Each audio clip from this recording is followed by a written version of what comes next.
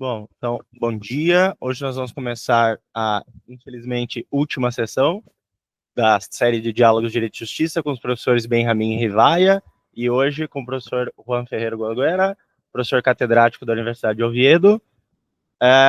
Hoje nós vamos ter como comentários o professor Rafael Issa Albeide, doutorado já, né, defendido aqui pela faculdade, sobre Estado laico, professor Fernando Rister, da Universidade Presbiteriana Mackenzie, e o professor Carlos Frederico Ramos Jesus, pós-doutorando aqui na faculdade também.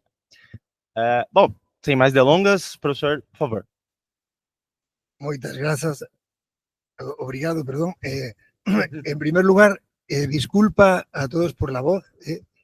Y en segundo lugar, reiterar una vez más el agradecimiento a la Universidad de San Pablo, encarnada por el profesor Reinaldo y por sus discípulos y por sus colegas, amigos, porque la amabilidad y la hospitalidad debían ser una virtud de la universidad, pero por desgracia no lo son. En cambio, y entonces cuando dos profesores extranjeros se encuentran con este derroche de amabilidad, este derroche de hospitalidad, uno se queda conmocionado, como iluminado, esperanzado.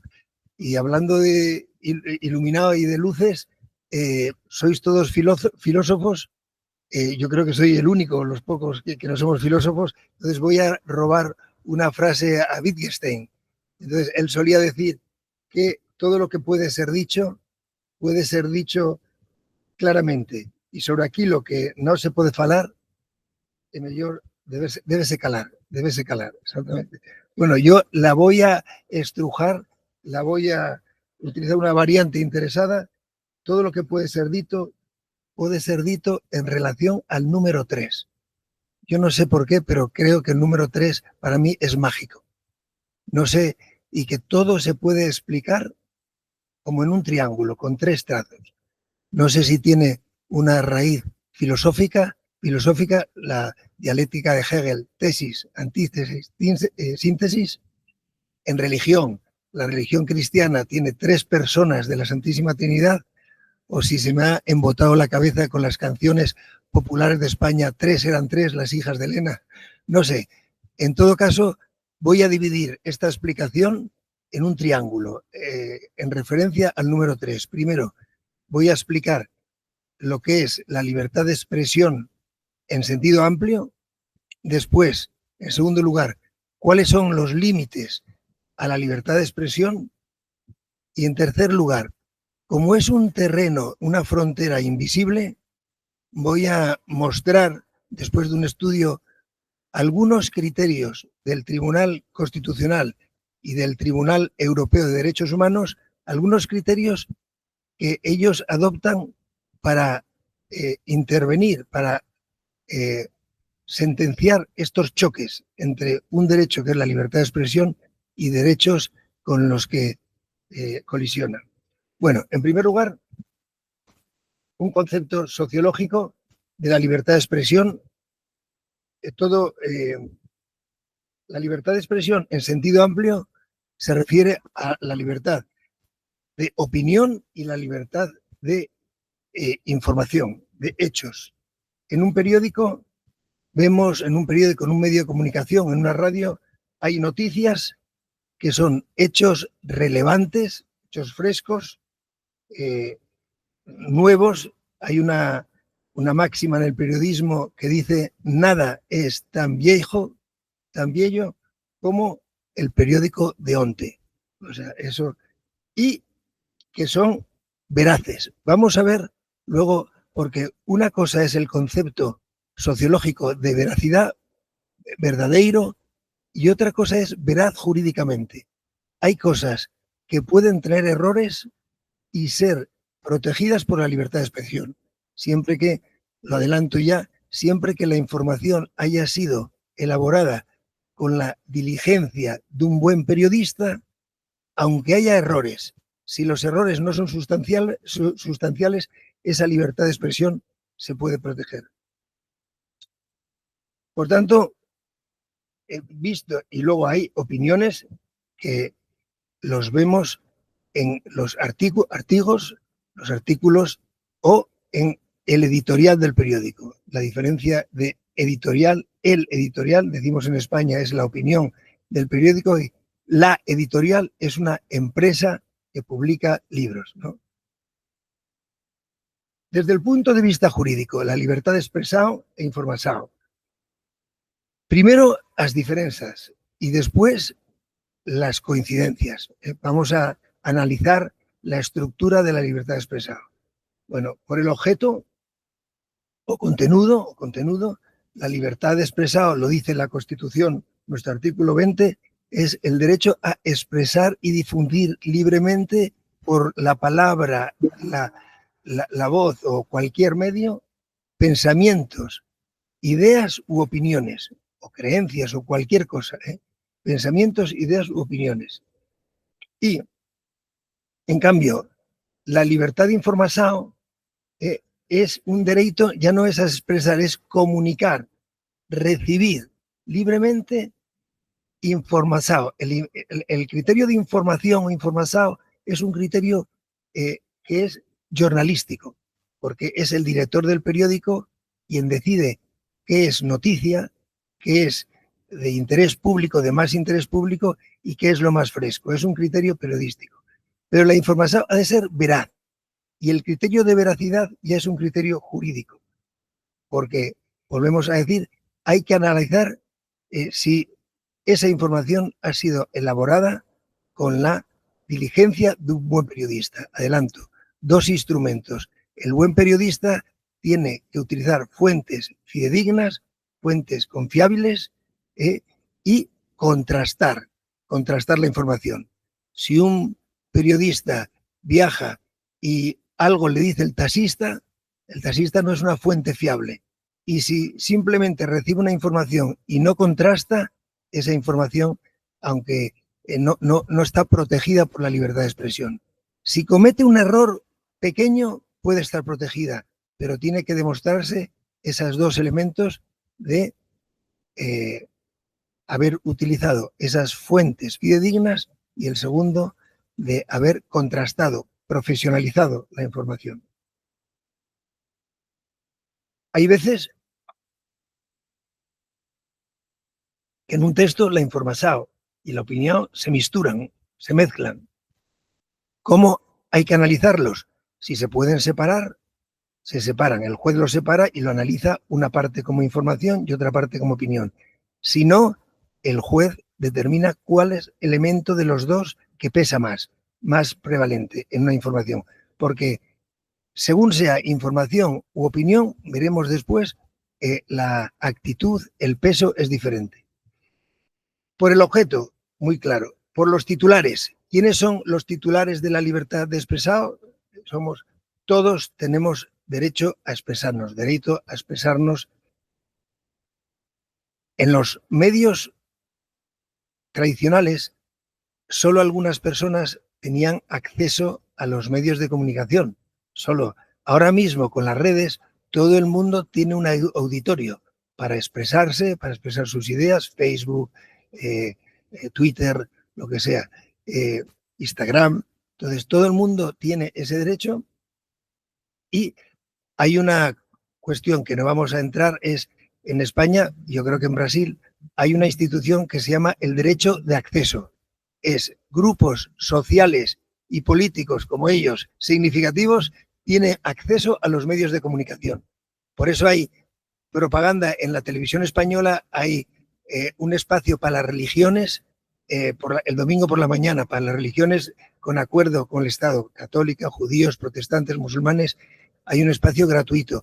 Y también en época electoral hay unos espacios para los partidos políticos. En la televisión es derecho de acceso, pero vamos, en la libertad de expresión todos somos titulares y hoy todos tenemos esa posibilidad y esa responsabilidad. Lo que digamos en Facebook o en Twitter, pues puede, es bueno, pero puede ser peligroso. La información, ¿quiénes son los titulares? Todos somos titulares pasivos, recibimos información. Los titulares activos son los jornalistas. En principio, lo que pasa es que ahora en un medio de comunicación solo los profesionales son jornalistas. En las redes sociales todos somos jornalistas, con lo cual la información que vertamos ya veremos que puede ser peligrosa. Esto en cuanto a las diferencias. Ahora, semejanzas, y esto es importante, ¿en qué coinciden la libertad de expresión y la libertad de expresado e informado? Una naturaleza jurídica bicéfala, dos cabezas, o sea, tiene dos, son dos en uno. ¿Por qué? En primer lugar, es un derecho subjetivo, es un derecho individual y de grupo. Todos los individuos y algunos grupos son titulares de la libertad de expresión, todos. Por tanto, al ser un derecho individual, es un derecho subjetivo que sirve para el libre desarrollo de la personalidad. Está conectado con la dignidad de la persona. Yo suelo explicar la dignidad de la persona con una metáfora. La metáfora es que todos al nacer tenemos, además de corazón, pulmones, tenemos un órgano invisible, pero no por invisible menos real, que es la dignidad. Y está formada por unas células que se llaman derechos fundamentales, como la libertad de expresión, como otros. Vulnerar un derecho fundamental es vulnerar la dignidad. O sea, por tanto, es muy importante la libertad de expresión. Todos cuando hablamos nos sentimos que crecemos, o cuando nos informamos, desarrolla la personalidad. Es importante, es un derecho fundamental. Pero no solo es un derecho fundamental. La libertad de expresión, además, es un principio basilar esencial do Estado democrático. Principio, porque es la garantía de que exista lo que se llama una opinión pública libre.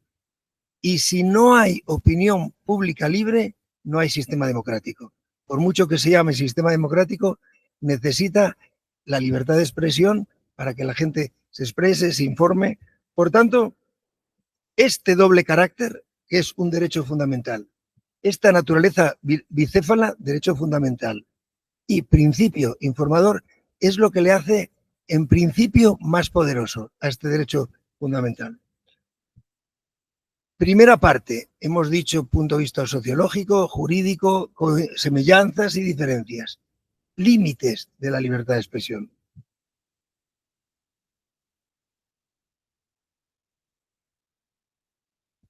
Ningún derecho fundamental, lo decíais ayer, es ilimitado. Ninguno.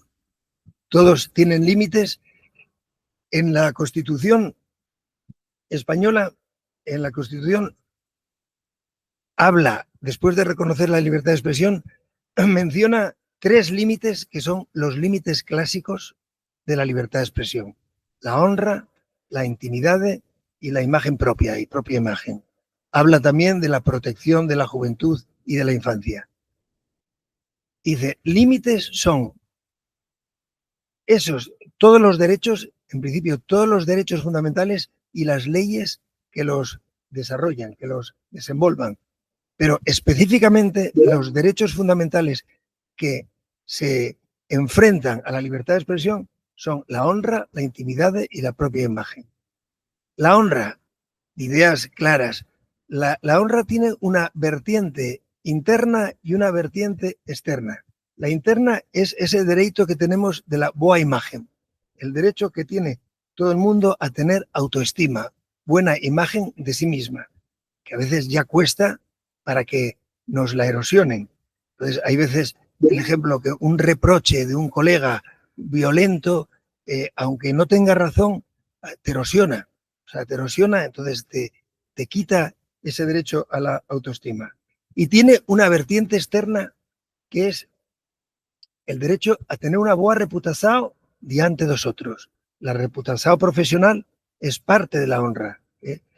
Y dice, esto no es solo titularidad de individuos. Las personas jurídicas también tienen el derecho de honra. No, dice el Tribunal Constitucional, no las personas jurídicas públicas. Un ayuntamiento, un Estado no tiene honra. Tiene otras cosas, prestigio, pero no este derecho. La intimidad es un derecho a tener un espacio reservado frente a las intromisiones o conocimientos de terceros.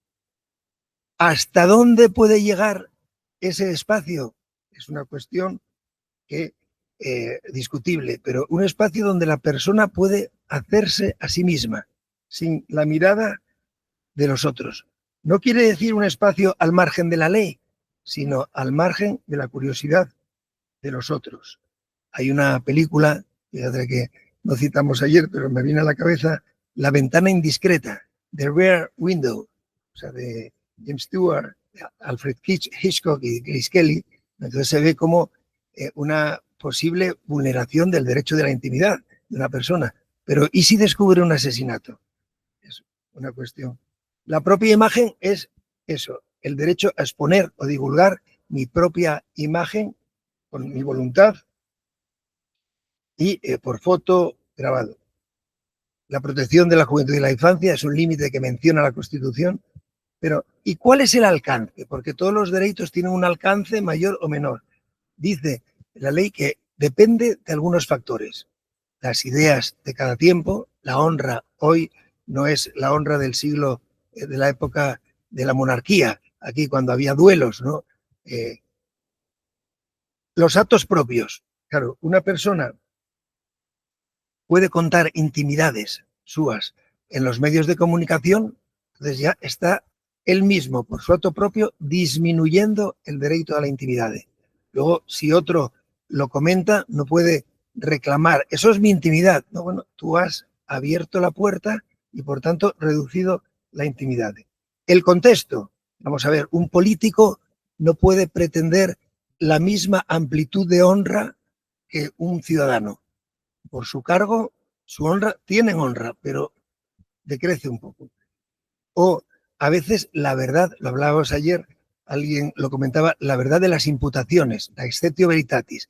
Hay cosas que si son verdad, a veces, pues se protege, se defiende, prevalece la libertad de expresión. Estos límites genéricos. Vamos a ver límites específicos que están en el derecho español, en muchos derechos, y vamos a ver límites específicos primero. ¿Cómo se protege la honra frente a opiniones? Ese choque. Y vamos a ver en el Código Penal y luego en una ley civil, porque puede ser un delito, un crimen, o puede ser una que se llama una intromisao ilegítima, que es una cuestión civil. En el Código Penal hay delito de injurias, acciones, por ejemplo, una caricatura, expresiones que lesionan a dignidad de la persona, dice una, dice en español, menoscabando, disminuyendo a su fama, disminuyendo a honra externa, o atentando contra su propia autoestima, disminuye su honra interna. Ahora, solo son delito si el juez las considera graves. Y hay unas multas, vamos a ver, de 3 a 7 meses, y sin publicidad o con publicidad más meses, pero multa, ¿no? Ahora, en la ley civil tiene la misma definición, si lo veis, la misma, expresores o juicios de valor que lesionan a dignidad de la persona, disminuyendo su fama o atentando contra su propia estimación, pero falta la gravedad. O sea, si alguien considera que su honra ha sido vulnerada por una opinión, puede ir vía civil o vía penal. En la vía penal tiene que demostrar que es grave. En la vía civil no hace falta. O sea, no hace falta.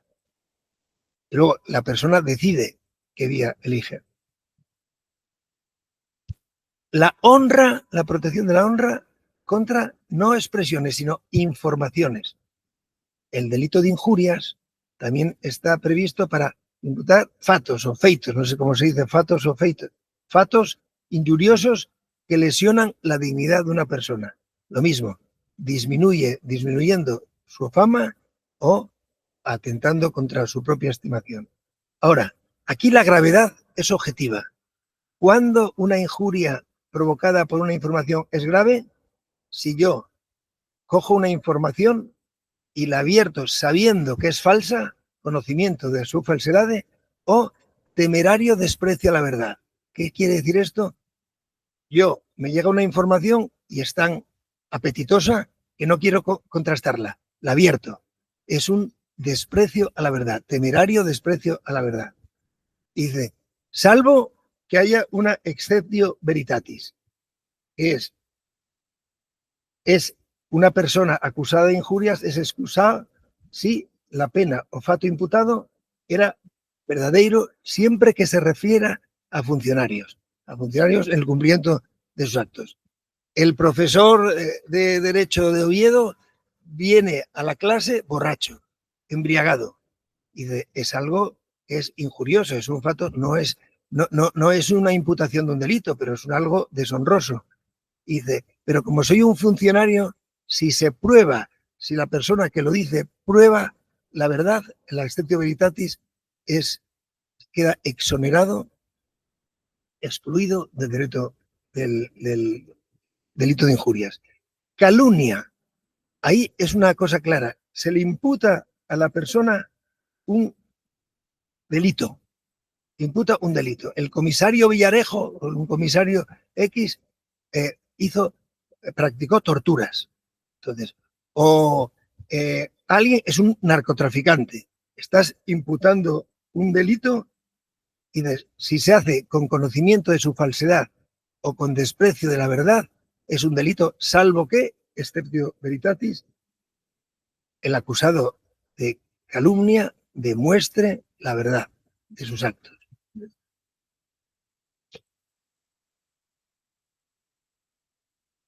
En la ley civil, lo mismo, se puede denunciar a alguien por una información que vulnere la intimidad. Ahora, protección de la intimidad, ahora protección penal, dejamos la honra y nos vamos con la intimidad y propia imagen. Y voy a poner un ejemplo para que veáis la evolución en el derecho español. Hubo un caso en España de una concejala de un pueblo desconocido que se autograbó una imagen erótica, ella haciendo una masturbación, y se la envió a un concejal. Y el concejal la difundió. Entonces, claro, veremos, entonces podía haber ido por lo civil, pero no tenía protección penal, porque el artículo correspondiente del Código Penal dice que sin su consentimiento, semoconsentimiento de la persona, con intención de descubrir sus secretos o vulnerar su intimidad, apodérase de documentos personales, mails, cartas, intercepte sus telecomunicaciones, SOEs, o use dispositivos de escucha, grabación o reproducción. Entonces, claro, esta persona había voluntariamente transmitido este vídeo. Lo que no había dado es el consentimiento para que lo divulgara. Entonces, hay unas penas que van con prisión de 2 a 5 años y se promulgó un artículo nuevo que si una persona concorda una grabación de su imagen en una casa, en una residencia o en otro local sin la visión de terceros, en el ámbito privado, pero no ha dado su consentimiento para divulgarlas y la divulgación perjudica gravemente a su intimidad, como en este caso, entonces sí se le condena a 3 meses y multa. En cambio, esta acción, sí, en la ley civil la protegía ya directamente. En la ley civil hay intromisiones ilegítimas a la intimidad y a la propia imagen. No son delitos porque es ley civil, pero es una intromisión ilegítima. Por ejemplo, cuando sin el consentimiento de una persona se coloque un aparello de escucha y con intención de desvelar sus secretos, se coloque un aparello de escucha o filmación se intercepten las telecomunicaciones y o se divulgan datos relativos a la vida personal o familiar que afecten a su reputación o buen nombre. Pues el caso de esta diputada, de esta concejala, sí, no hace falta nada más, si no dio un permiso para divulgarlo, pues podría ser una intromisión ilegítima. O datos divulgados por la realización de la actividad profesional. Por ejemplo, una empleada de hogar que divulgue datos de aquella persona a quien sirvió, un médico que divulgue datos, o un psicólogo, un psiquiatra que cuente datos privados. Por tanto, delitos o intromisión ilegítima contra la propia imagen. Lo mismo, sin consentimiento de la persona, se utiliza nombre, voz o imagen para fines publicitarios, comerciales o similares. Nombre, por ejemplo, una academia de idiomas pone en la calle un cartel con la foto de una chica, una alumna, y dice: aprenda inglés en 3 meses como Marta. Pues está utilizando sin su consentimiento su nombre. O en España hubo un caso con La Voz muy claro, el cantante Joan Manuel Serrat, con esa canción de Mediterráneo, una vez un anuncio, una publicidad de compresas, ¿entiendes? Ausonia, era de bragas, una parte, o sea, artículos íntimos de la mujer, pusieron la canción de Mediterráneo. Pero él demandó por intromisión ilegítima en su voz, o sea, en su obra. Ahora, y esto es una cuestión polémica, dice: captar o reproducir o publicar por medio de fotografías, filme, la imagen de una persona, claro, en momentos de su vida íntima, claro, o incluso fuera de ellas. Ahora, esta segunda parte, o incluso fuera de ellas, tiene una excepción. Si prevalece la información frente a la honra, o frente a la propia imagen, o frente a la intimidad, si es una persona que ejerza cargo público o profesión de notoriedad pública, o si la imagen fue causada o provocada o realizada en un acto público o locales abiertos a público. 2 ejemplos: una foto hace mucho de un jugador muy bueno del Real Madrid, butragueño, que en un partido hizo un dribbling y el defensa le cogió por el pantalón y le salieron sus partes íntimas. Él demandó, dijo: eso es una contra mi intimidad. Entonces, según la ley, butragueño, ¿eres persona pública por tu profesión? Sí, sí. ¿Fue un acto público? Sí, sí. Mala suerte o buena suerte, quién sabe. No, el caso es que otro caso fue un caso muy polémico: Marta Chávarri. Marta Chávarri era la mujer de un conde que había sido marido de Isabel Presley, que era mujer de Julio Iglesias, bueno, del mundo rosa, ¿no? Y en una discoteca le sacaron una foto, pero como que ella estaba en una discoteca. Cuando revelaron las fotos, la revista Interview vio que se le veía que no llevaba ropa interior. Y entonces la publicaron. Y entonces, bueno, el caso llegó hasta el Supremo porque ella alegaba: no, es que yo no soy una persona pública. Y luego, ¿es un espacio público un sitio al que accedes pagando una entrada?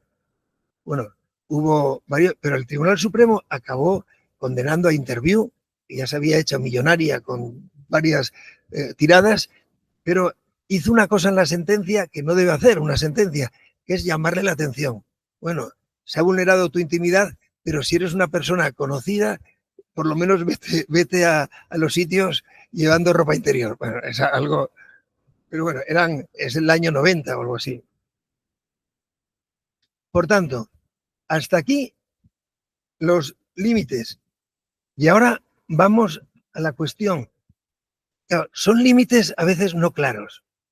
Claro, yo pongo el ejemplo de dos luchadores de sumo, porque en principio uno es la libertad de expresión, que tiene más fuerza, por eso, por su doble naturaleza bicéfala, que es un derecho fundamental y es una garantía, y el otro es honor, intimidad, propia imagen. Vamos a ver, a rescatar de la jurisprudencia algunos criterios que utiliza el Tribunal Constitucional, incluso el Tribunal Europeo de Derechos Humanos, para solventarlos. Y vamos a distinguir cuándo se trata de opiniones y cuándo se trata de informaciones. Cuando una opinión se enfrenta, ejerciendo la libertad de expresión, se enfrenta con la honra. Yo creo que voy a poner... Hay dos premisas. Una, en cuanto... Así como los fatos, en cuanto a fatos son posibles su comprobación, es decir, cuando los fatos se pueden comprobar, las opiniones, por su propia naturaleza, no se prestan a la demostración de su exactitud. No son verdaderas o falsas, son opiniones. O sea, y segundo premisa, la libertad de expresión tiene un carácter preferente por lo que habíamos dicho, por su naturaleza bicéfala. No solo es un derecho fundamental, sino es una garantía para que exista una democracia. Y por tanto, los límites siempre se tienen que interpretar de forma restrictiva. Ahora bien, es un poco...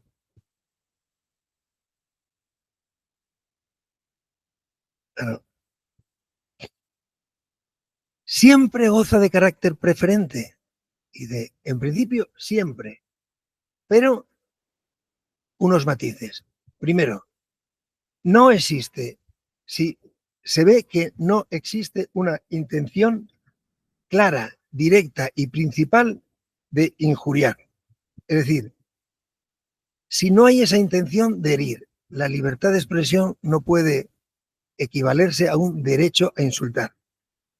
Lo dicen, la libertad de expresión permite, por supuesto, las opiniones favorables. Nadie se molesta si le dicen qué inteligente eres, qué guapa eres. No, las favorables las permite, pero también aquellas que puedan inquietar o molestar, aquellas que incomodan, perturban o en tanto en cuanto hayan sido proferidas con un ánimos, con una intención de criticar, crítica para buscar la verdad o incluso de burla, de jocandi, de divertirse. Ese animus criticandi o animus jocandi, si la opinión es vertida con esa intención, prevalece. Ahora, no se permite que las palabras tengan como fin principal herir, lo que llaman los ingleses el hate speech. No está permitido, no puede ser admitido, comprendido dentro de la libertad de expresión lícita. Ahora, cuando una expresión efectivamente se está profiriendo con ánimos de injuriar o no, o sea, ¿cuándo? Entonces pone varios criterios. Hombre, un criterio a tener en cuenta el juez es esa expresión, cómo ha sido expresada, el medio de manifestarla. ¿Es un medio escrito? ¿Es en un artículo porque has tenido tiempo para valorarlo? ¿O es en un debate radiofónico que es proclive al acaloramiento y puedes contestar? Entonces, la intención se presupone más clara en los medios escritos. ¿Son injurias propias o reproducidas a leyes ajenas? Aquí nos encontramos con una institución que llama el reportaje neutro. Un periodista, un medio de comunicación, se limita a reproducir una entrevista con un terrorista. Él lo pone en los medios de comunicación. ¿Lo permite la libertad de expresión? Sí, siempre que él no se identifique con esas declaraciones ilícitas y que el medio de comunicación permita la presencia de otras personas para que defiendan la postura contraria. Después, si la expresión es justificada por el contexto. Hemos visto un vídeo de Santa Teresa con unas actitudes eróticas, se permitió porque el contexto no era injuriar, el contexto era manifestar una posibilidad de que una santa tuviera erotismo en el cuerpo. Bueno, o sea, esto, por las circunstancias. Aquí a veces se habla de el ius retoquendi, es el derecho a contestar. Hay una sentencia que llegó al Constitucional. Un periodista deportivo muy cáustico criticó al presidente del Real Madrid, Ramón Mendoza, y a unos directivos y le llamó fillo de un choricero. Choricero es que chorizos se dicen en lingüista. Eso, pues, y él le respondió y dijo, es mejor ser hijo de un choriceiro, de un lingüista, que hijo de un chorizo. En España, chorizo es un delincuente. O sea, y porque aludiendo a que el padre del periodista era un delincuente y había tenido unas cuestiones de estafa, etcétera. Y vino a decir el Tribunal Constitucional, tú empezaste. El contexto, cuando lo que hizo no es injuriar, sino a responder a una campaña difamatoria previa. Es curioso, en ese caso, no, su intención era reagir. O sea, y luego, también la relación relacionada entre una expresado injuriosa y un fato verdadeiro e de interés público.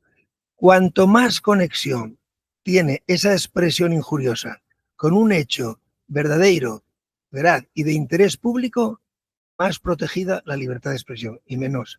Por ejemplo, el rey de España es un ladrón. Y dice, hombre, está relacionado con algunos hechos de interés público y que fueron veraces. Entonces, pero hay algunos casos, se dice, el rey de España es un ladrón y además es un viejo y un ciego y le insulta. Eso hay que ver un criterio de proporcionalidad. Está relacionado con un tema de interés público. Hay otra sentencia de un torero que murió en la plaza desangrado. Un torero, lo conocéis, ¿no? Y la alcaldesa, que era contra los toros, hizo en Facebook una crítica, dijo, menos mal, como alegrándose de la muerte del torero, porque había asesinado muchísimos toros, era un asesino. Entonces, el Tribunal Constitucional llegó a decir que eso era desproporcionado, que tú puedes criticar los toros, pero llamar a una persona asesino de esta forma, ahí prevalecía la honra de esta persona. Y luego, segundo, o sea, la intención es, el segundo elemento es la profesao, profesao, lo que llamamos la profesión en español, tanto del que emite la declaración como del que la recibe.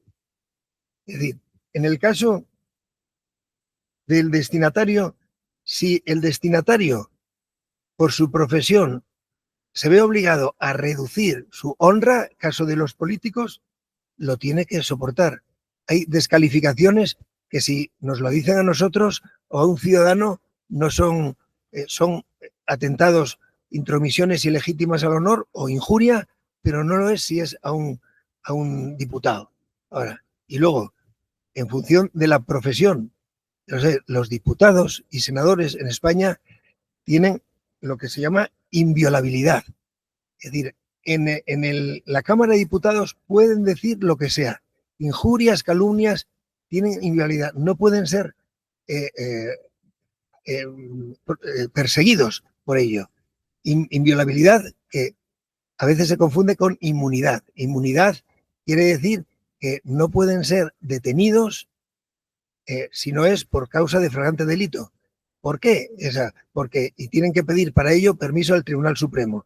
Hay reside en Hitler cuando quemó el Parlamento del Bundestag y condenó a varios diputados comunistas, pudo aprobar leyes que favorecieron el ascenso del nazismo. Claro, es como diciendo, los diputados son inviolables en el sentido de que si son, pero solo en el ámbito penal, si son perseguidos penalmente, no pueden simplemente ser detenidos. tienen que tener el permiso del Tribunal Supremo, en lo que se llama, en nuestro caso, el suplicatorio. Y no os voy a aburrir mucho más, simplemente ahora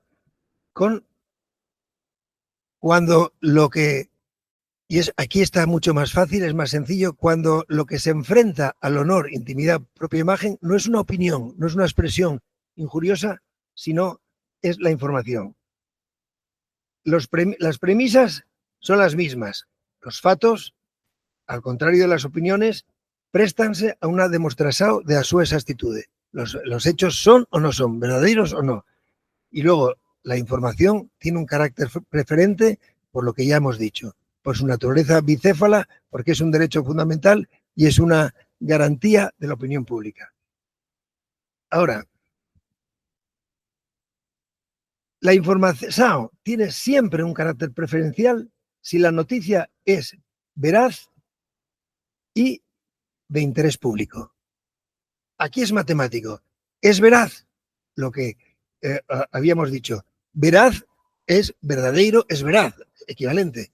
Ahora, puede haber noticias que se ha deslizado un error, porque claro, los medios de comunicación trabajan con mucha prisa.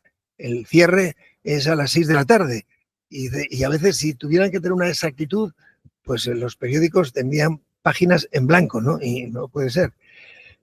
Entonces, es verdad, pero si hay algunos errores de poca naturaleza, puede ser considerado información veraz siempre que haya sido elaborada esa información con la diligencia de un buen jornalista. Lo hemos dicho antes, fuentes confiables, o sea, confiables y llamamos fidedignas y debidamente profesionalmente contrastadas. Sí, que no sean meramente basadas en rumores. Y yo diría más que la profesionalidad de un periodista requiere que la información deba ser, primero, bien comprendida por el periodista, tiene que preguntar, porque el periodista no es un especialista, y bien contada, con claridad y rigor. O sea, hay siempre las palabras. En España hubo durante mucho tiempo, en los medios de comunicación hablaban de terrorismo vasco. Claro, de vasco, de la provincia vasca, por el terrorismo de ETA. Hubo como una especie de acuerdo entre directores de periódicos y a partir de una época posconstitucional se hablaba de terrorismo de ETA. Sin embargo, los musulmanes se quejan porque se habla de terrorismo islámico y de Islam es como una criminalizar su religión o terrorismo yihadista.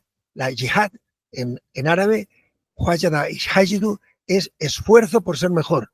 Entonces dice, ¿por qué no se habla de terrorismo de Al-Qaeda o por terrorismo de ISIS? Bueno, por lo que sea, son términos que se acuñan y hacen daño. O sea, el periodismo debía tener cuidado con las expresiones que puedan criminalizar a un grupo. Bueno, primero, pero si es veraz. Segundo, y de interés público. ¿Cuándo una noticia es de interés público? Bueno, o bien por la materia o bien por las personas. Y por la materia, una materia que contribuya a formar esa opinión pública. Si es eso lo decide el periodista, pero hay que diferenciar cuando una cosa, una materia es de interés público o meramente de interés del público. Hay cuestiones que interesan mucho al público, pero no son de interés público. Todo lo que tiene que ver con la vida íntima de las personas interesa, pero hay una frontera. Y por las personas que por su trabajo o actividad asumen la condición de públicas. Hay veces que un actor le fotografían y se lía a tortas. Claro, eres un actor, eres una comedia. Hay una frase que creo que se atribuye al presidente Truman que es muy clarificadora. Dice, el calor del fogón, el calor de la cocina, es el calor del fogón, o sea, del fuego, es el precio que uno tiene que pagar si quiere entrar en la cocina. Si quieres ser un cantante de ópera o quieres ser un político, pues verás que tu intimidad, por la propia naturaleza de tu función, es disminuida. Luego ya no voy a entrar, esta vertiente de interés público dura siempre. No, hay personas que en un momento se alejan. Hay un caso de una periodista que fue periodista famosa, Eva Nassarre, que tenía un programa, luego abandonó, adquirió una enfermedad muy lastimosa y un periódico Lecturas sacó unas fotos de ella ya muy debilitada. Claro, ella decía, yo ya no soy, hace mucho que decidí salir fuera de la esfera pública. Entonces, el Tribunal Supremo consideró que eran unas fotos que atentaban contra su honor e intimidad. Bueno, no tengo más que contar. Muchísimas gracias por vuestra paciencia. Te cedo la palabra.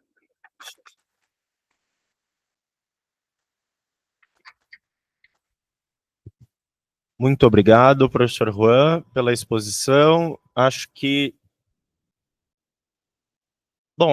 podemos seguir as regras de banca, em que o mais novo fala primeiro.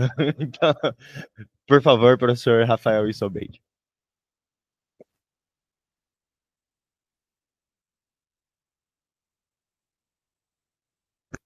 Bom dia a todos.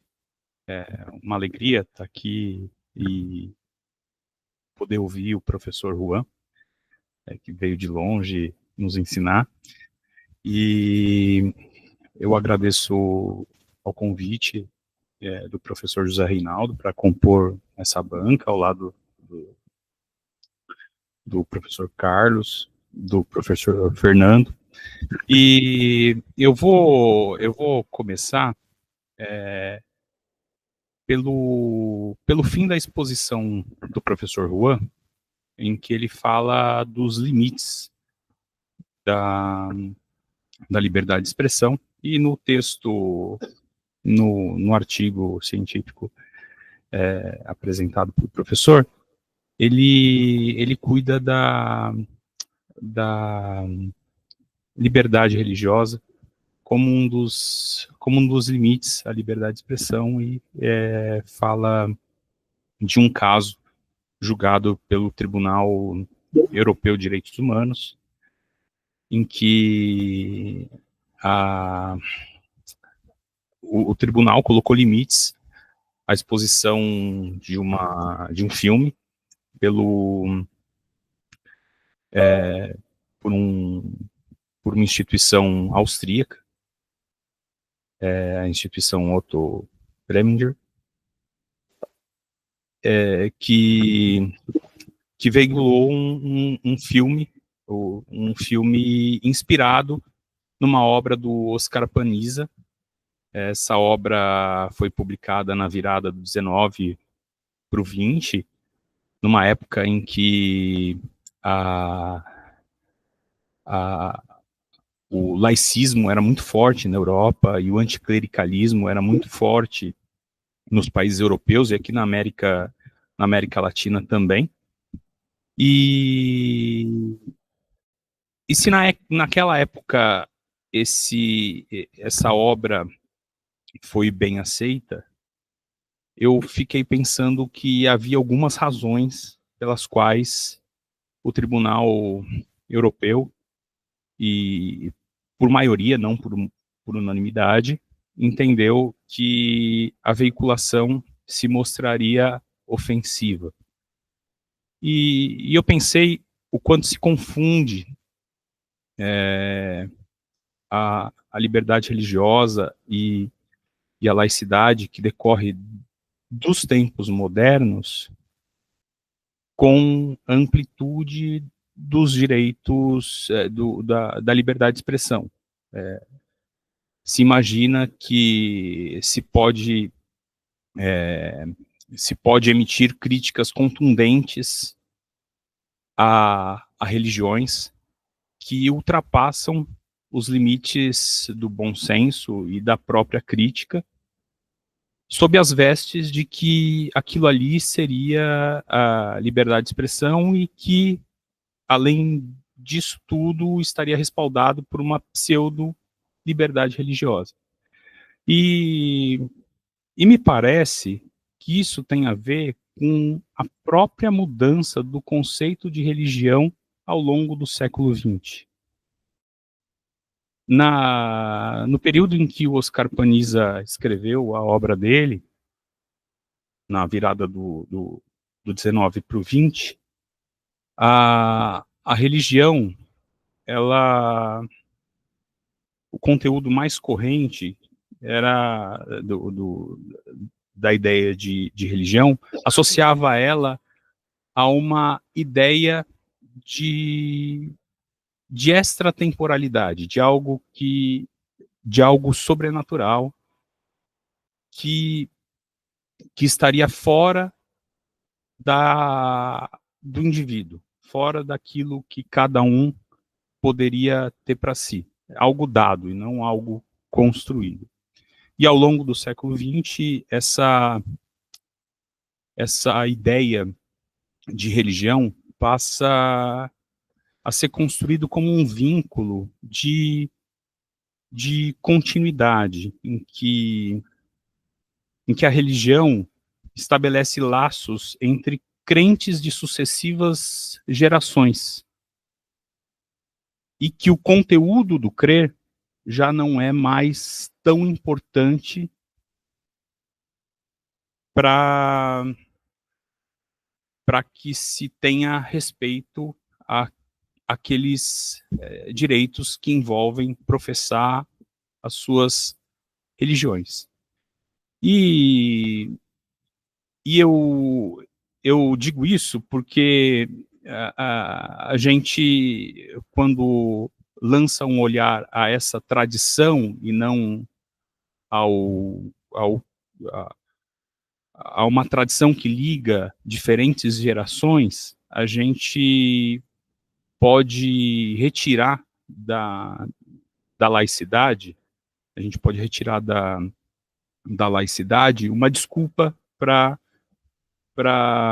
invadir ou para utilizar de forma ampla a liberdade de expressão, né? E aí me remete a um paradoxo que permeia a construção da ideia de laicidade nas sociedades modernas. Porque, ao mesmo tempo em que a gente quer exacerbar, maximizar a racionalidade, a ciência, como um guia para compreender o Estado laico, o próprio Estado laico depende, para o seu desenvolvimento e para o seu conteúdo, dessa ideia de religião, porque ele tem as suas origens na própria religião. Ele deriva do cristianismo, do judaísmo e depois do cristianismo, para ter os seus contornos bem definidos. E isso acaba tendo interferências nos direitos que decorrem da compreensão da laicidade como um guia para os limites a essa liberdade de expressão. Então, eu não sei se fui claro, mas porque acho que tem um século inteiro envolvido nisso, no desenvolvimento desse conceito de religião, mas eu gostaria de ouvir depois o professor Juan a respeito dessa influência que o conceito de religião tem sobre a limitação da liberdade de expressão.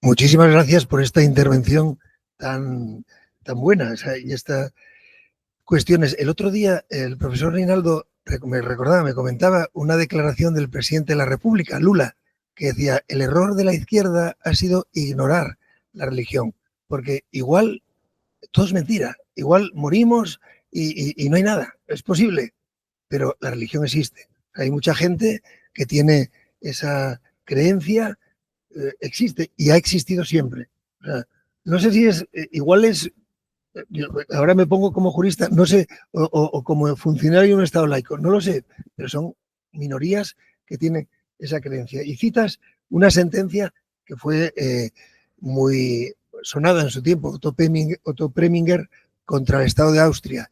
Esto era, lo que pasa que sí que fue tan polémica que hubo 2 votos particulares. Condenaron a Austria, pero hubo 2 votos particulares.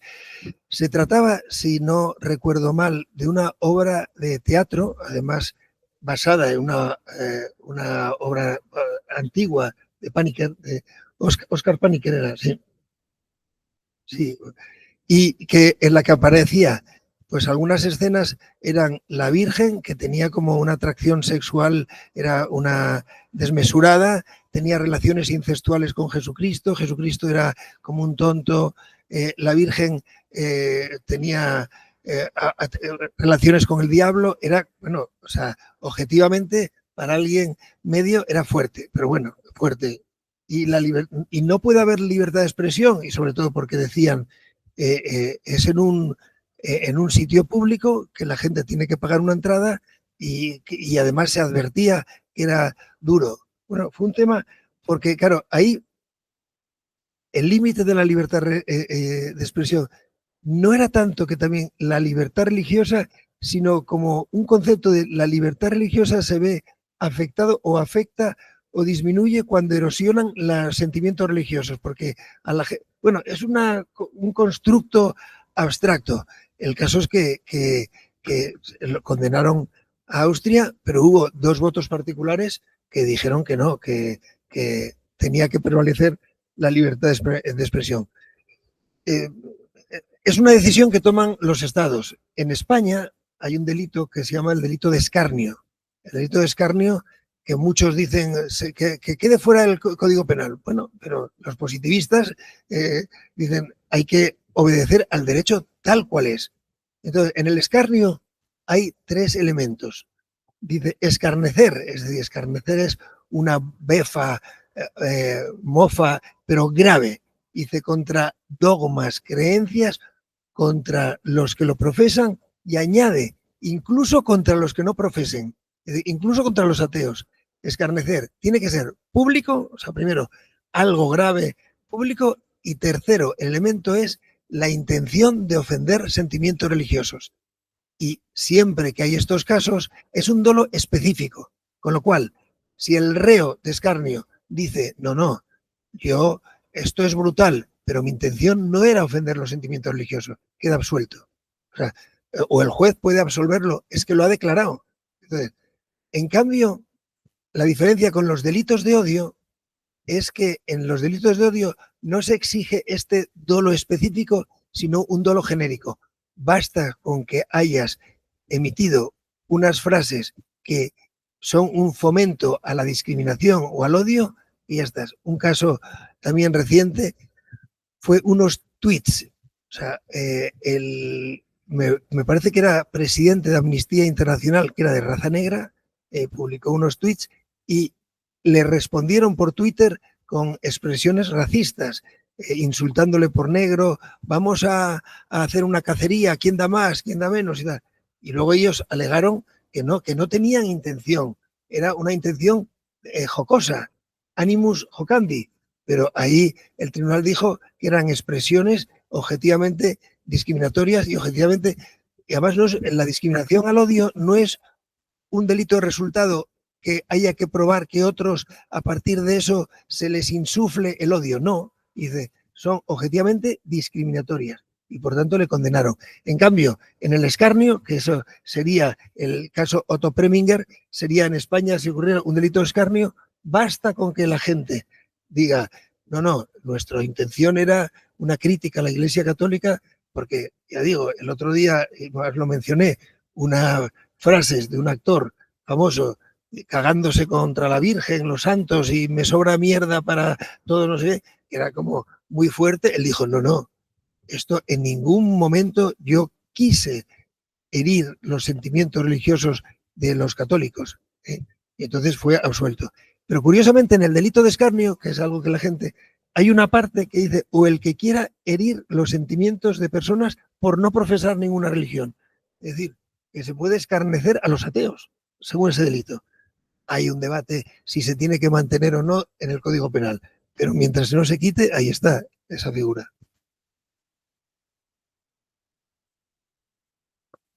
Obrigado. Bom, professor Carlos Frederico. Pode ser.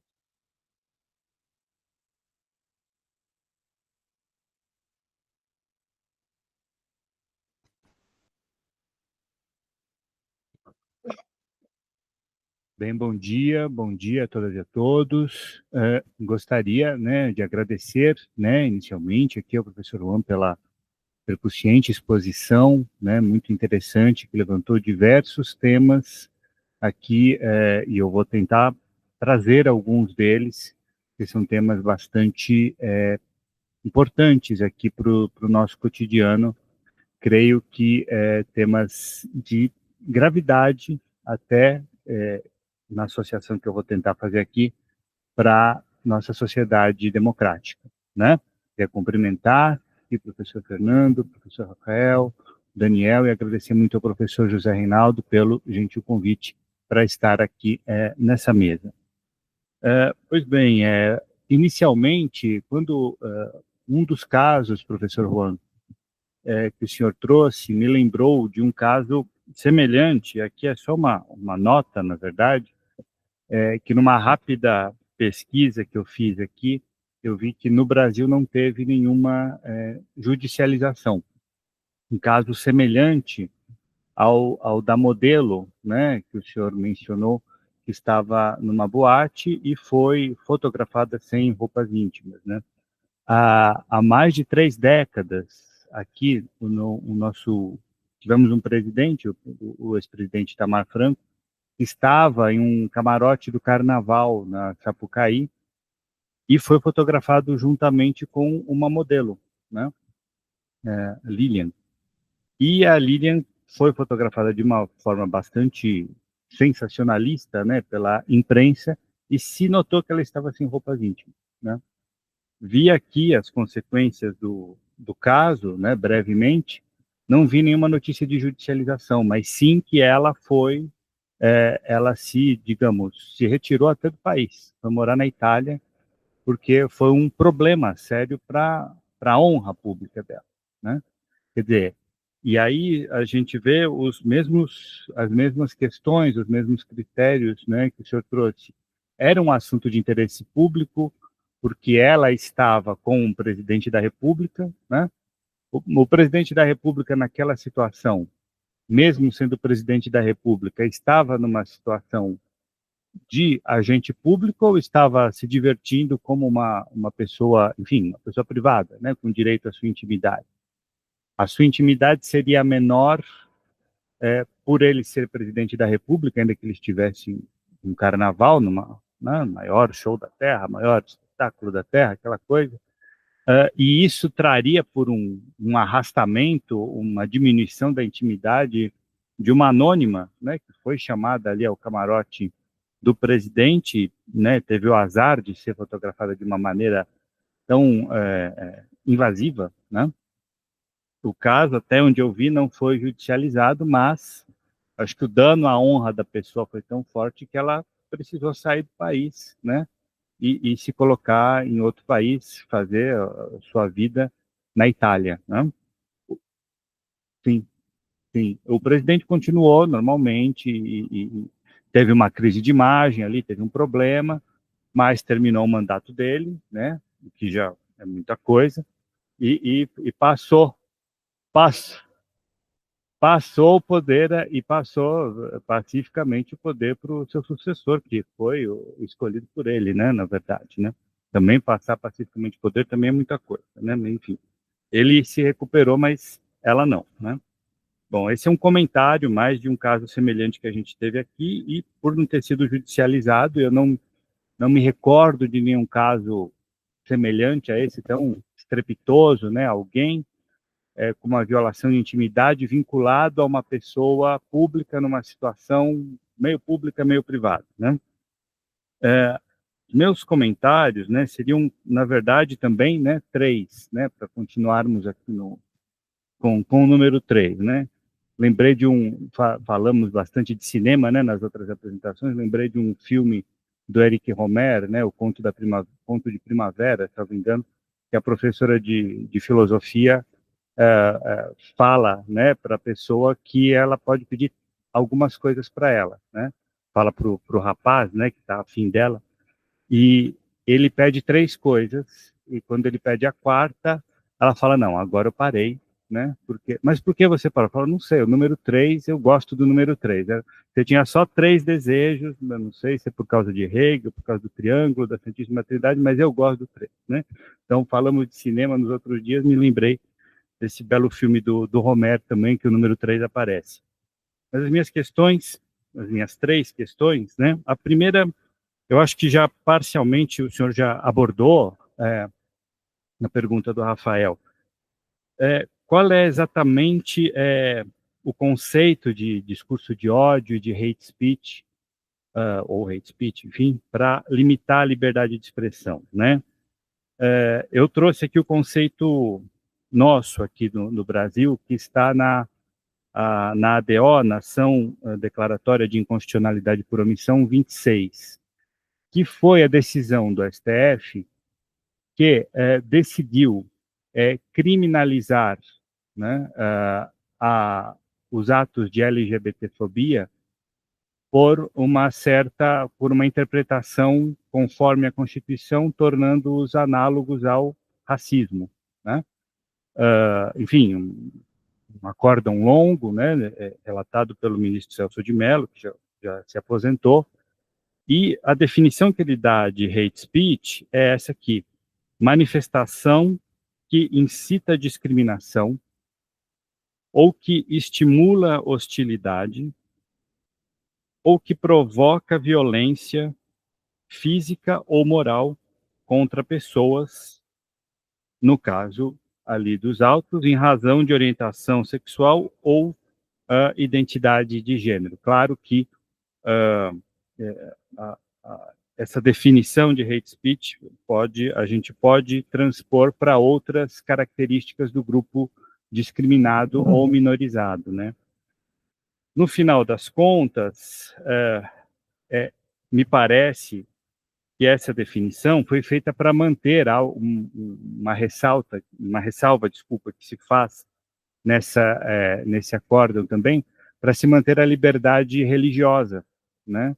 No caso, também para colocar os atos de pregação como a salvo da criminalização por LGBTfobia, né? E me parece que, enfim, a fronteira é muito tênue aí, né?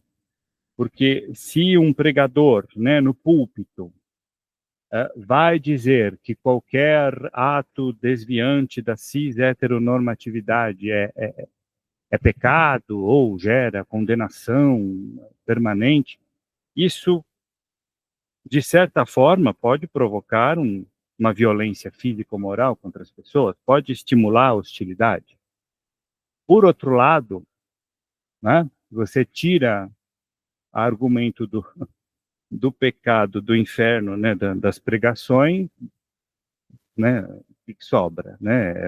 Temos uma música aqui do Erasmo Carlos que fala: tudo que eu gosto é imoral, né, ilegal ou engorda, né? Então, assim, se a gente tira o pecado, a gente fala para o pastor, não pode falar mais que é pecado, tá? Então, o que sobra, né, para ele falar? Então, eu gostaria de ouvi-lo sobre isso. E, por outro lado, tem isso, claro, não é uma violência moral, né, uma pregação abusiva como essa, né? Enfim, essa é a primeira questão que eu acho que já falamos, né? O senhor já falou sobre isso na questão do Rafael, mas gostaria de saber se cotejo com a definição aqui brasileira. A segunda, eu gostei muito da sua diferenciação entre informação e expressão, liberdade de informação e liberdade de expressão. Eu queria conectar isso com as redes sociais, né? Será que nas redes sociais a gente não tem uma mistura de informação e expressão, né? Ou seja, existem o que as pessoas falam nas redes sociais, vou usar a metáfora de corpo e alma, embora não compre a distinção corpo e alma, mas tem corpo de liberdade de expressão com alma de informação, né? Só que sem todos os requisitos, né, digamos, de conformidade da liberdade de informação que os jornalistas têm que seguir, como o senhor bem mostrou, né? Fontes e a possibilidade de fazer o contraste, né, com outros fatos, com outras fontes, com outras opiniões. Quer dizer, as pessoas se expressam livremente nas redes sociais, né? Impossível não lembrar da expressão do Humberto Eco, né? Para essa expressão, elas se expressam, mas na verdade o que elas estão trazendo ali é uma informação sem os freios e sem as questões de conformidade da informação, né? Como resolver isso para não transformar, né, a internet numa terra sem lei, né? Que é exatamente o que as big techs querem, que seja uma terra sem lei com base na liberdade de expressão, mas talvez o que, com base, né, nos conceitos que o senhor trouxe, quando elas falam em liberdade de expressão para o desenvolvimento pessoal, para o desenvolvimento da personalidade, na verdade, liberdade de expressão sim, mas o que acontece na internet é uma informação, né, no corpo de uma liberdade de expressão. E, portanto, com maior possibilidade que a liberdade de expressão tem de ser chancelada, de não ser coartada, né, de não ser restrita. E, finalmente, a terceira, né, questão e última, e aí eu encerro. Ainda contrastando liberdade de informação e liberdade de expressão. O senhor colocou aqui claramente os limites, né, dessas duas liberdades, e são, em geral, né, limites que dizem respeito a questões de indivíduos, né, a honra pessoal, a honra objetiva, a honra subjetiva, a reputação, enfim, todos esses elementos que o senhor tão bem mostrou aqui para nós. Como proteger, e aí eu trago uma questão que é de bastante interesse da pesquisa do professor José Reinaldo, como proteger os bens comuns, como, por exemplo, a democracia, né, quando a gente tem essa liberdade de informação sob vestes de liberdade de expressão nas redes sociais, né? Porque aí o que está sendo vulnerado, né, não é a honra de uma pessoa, não é a imagem sem ter nenhum tipo de autorização para que essa imagem seja veiculada, mas é a própria composição, aqueles pressupostos que permitem que a gente tenha direitos fundamentais, que permitem que a gente viva num Estado democrático, né?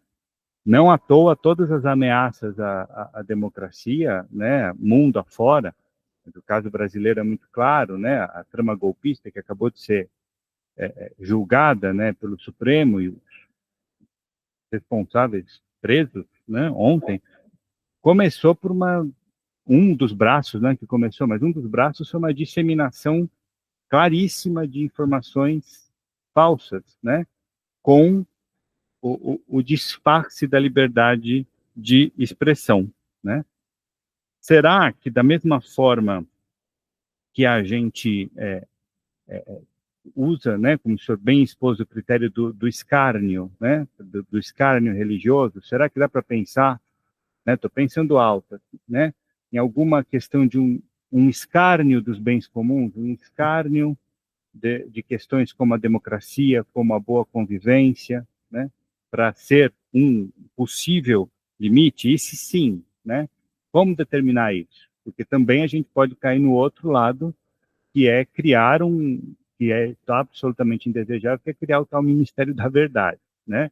Isso, de maneira nenhuma, é uma solução desejável.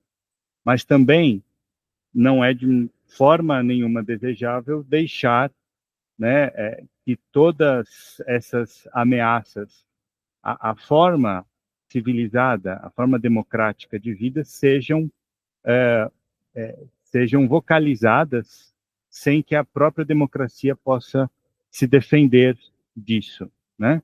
Então, são questões aqui que eu pensei alto e eu gostaria de compartilhar aqui com o senhor. Muito obrigado.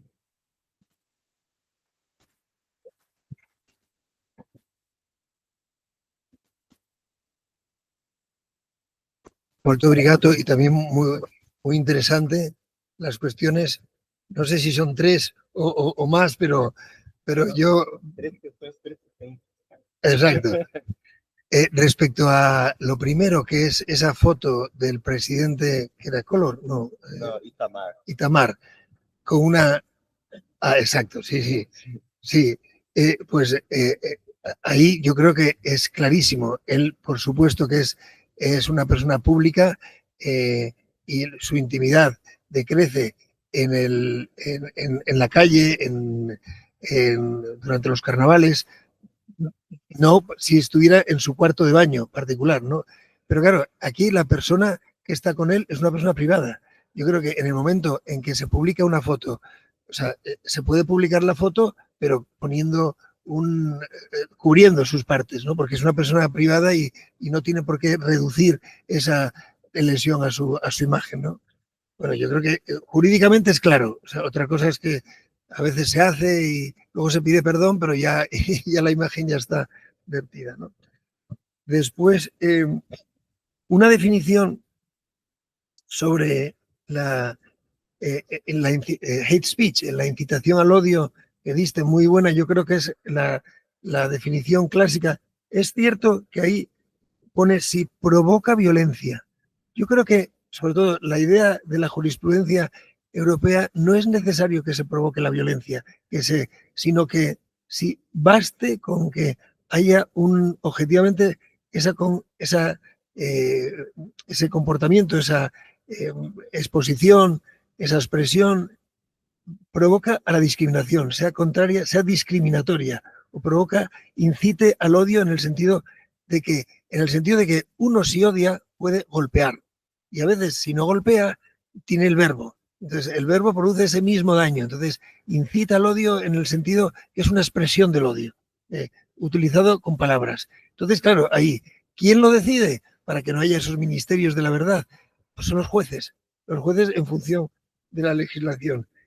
En este caso, también muy curioso, de una predicador que tiene sus discursos contra la corriente LGTB y tal, que es un pecado, etcétera. Claro, son casos delicados. Cuando un predicador está ante un público y vierte algo, se dan esos dos elementos, que tú estás haciendo una expresión, un juicio de valor delante de un público.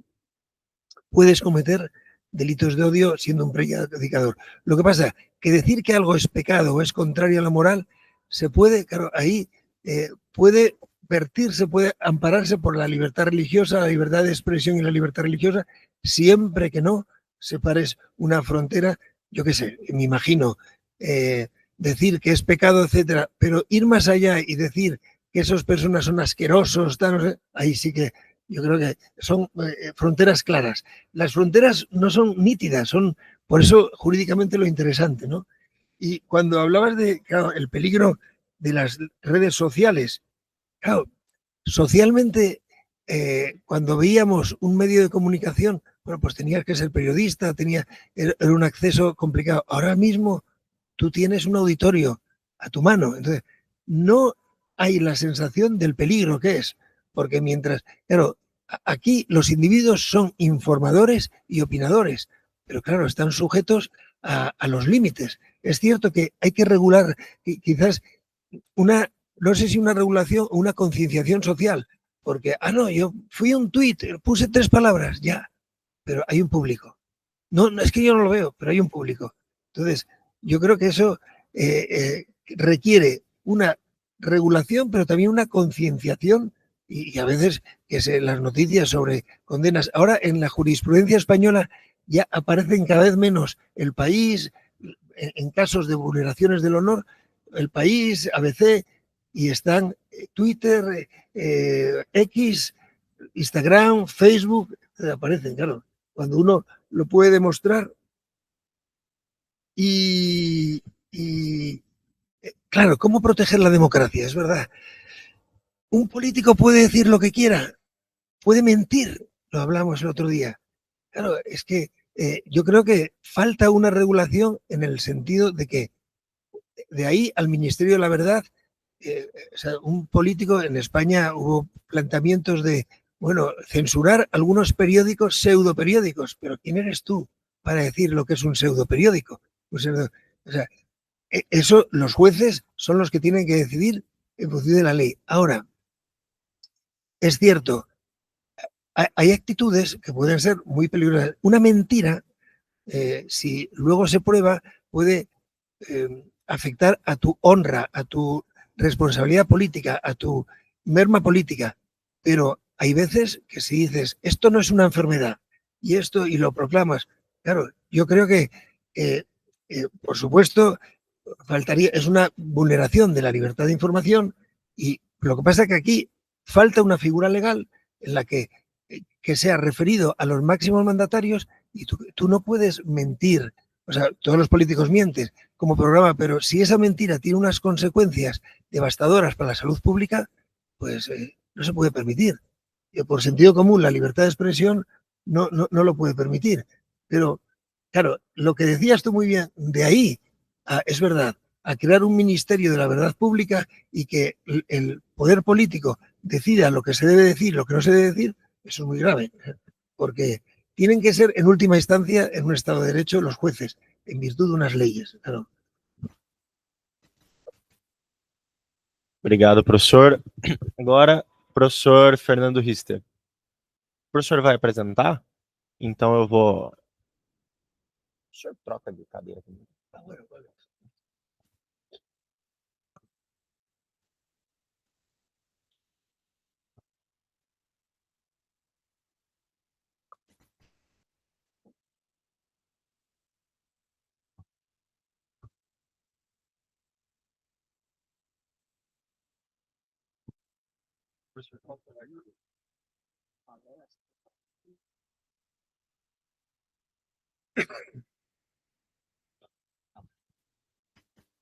Pessoal, bom dia, né? Quase boa tarde, daqui a pouco a hora do almoço.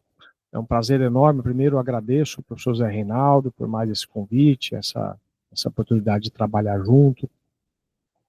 Agradeço aí os alunos, os pesquisadores, pós-doutorandos que realizaram aí, que trabalharam na construção desse maravilhoso evento. Parabenizo o relator, tá, que antecedeu toda a mesa, o professor Juan, foi uma belíssima exposição. Parabenizo meus colegas aqui, o professor Rafael, o professor Fred. Parabenizo aí todos os discentes aí, na pessoa das minhas 2 alunas da PUC que vieram me acompanhar aqui. Dentro da temática que era do painel Estado, Igrejas e Laicidade, dentro do meu tema também de 10 minutos, como um sociólogo do direito, aí, um sociólogo do direito apaixonado por história, eu pensei bastante e resolvi apresentar em 10 minutos, não vou passar do meu tempo, e provocar depois aí algumas discussões sobre uma recente decisão do nosso Supremo Tribunal Federal, o STF, sobre o Estado laico e os símbolos religiosos em prédios públicos. Tá? Então, chegou até o Supremo Tribunal Federal um recurso, né, um recurso extraordinário, de um membro do Ministério Público aqui de São Paulo, questionando o Ministério Público Federal, mas sediado na cidade de São Paulo, questionando o uso nas repartições públicas de crucifixo, de tudo que remetesse ao cristianismo.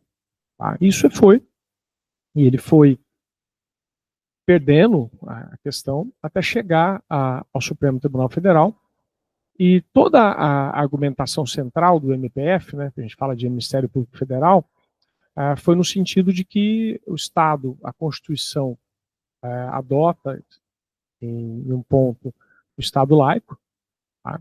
E que não poderia ter em órgãos públicos repartições, crucifixos ou algo que remetesse a alguma religião. Tá? É claro que qualquer repartição, qualquer lugar que a gente anda, ou a grande parte delas, ainda existem esses crucifixos, ou seja, que a ação não foi bem sucedida. Tá? A grande questão que foi discutida no Supremo Tribunal Federal, e por unanimidade, o voto do relator Cristiano Zanin, foi no sentido de que os símbolos religiosos em prédios públicos, tá, dizem respeito a uma tradição cultural brasileira, respeito a uma formação histórica brasileira. Em razão disso, não poderia ser vistos como uma violação à laicidade do Estado. Tá? E isso foi publicado em 27 de novembro de 2024, ou seja, é super recente.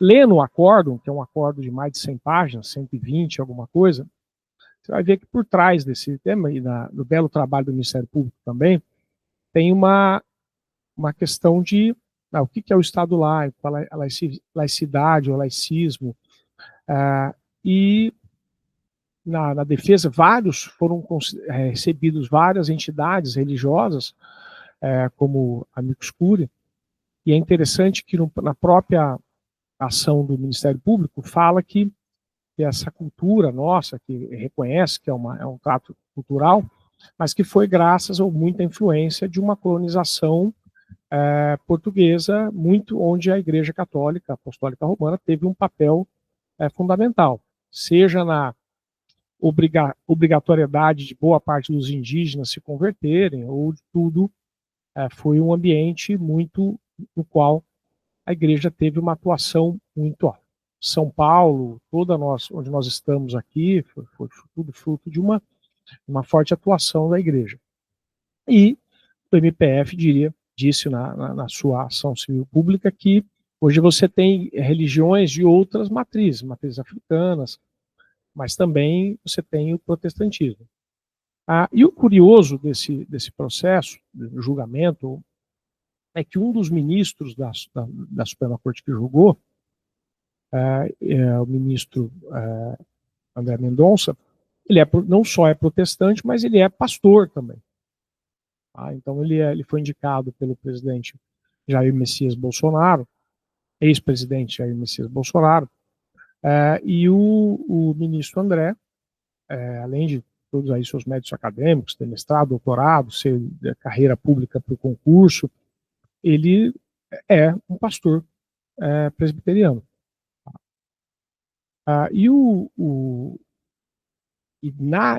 No manejo da ação civil pública, o Ministério Público dizia, mas isso aí, se deixar isso, é uma proteção à própria igreja e às outras religiões.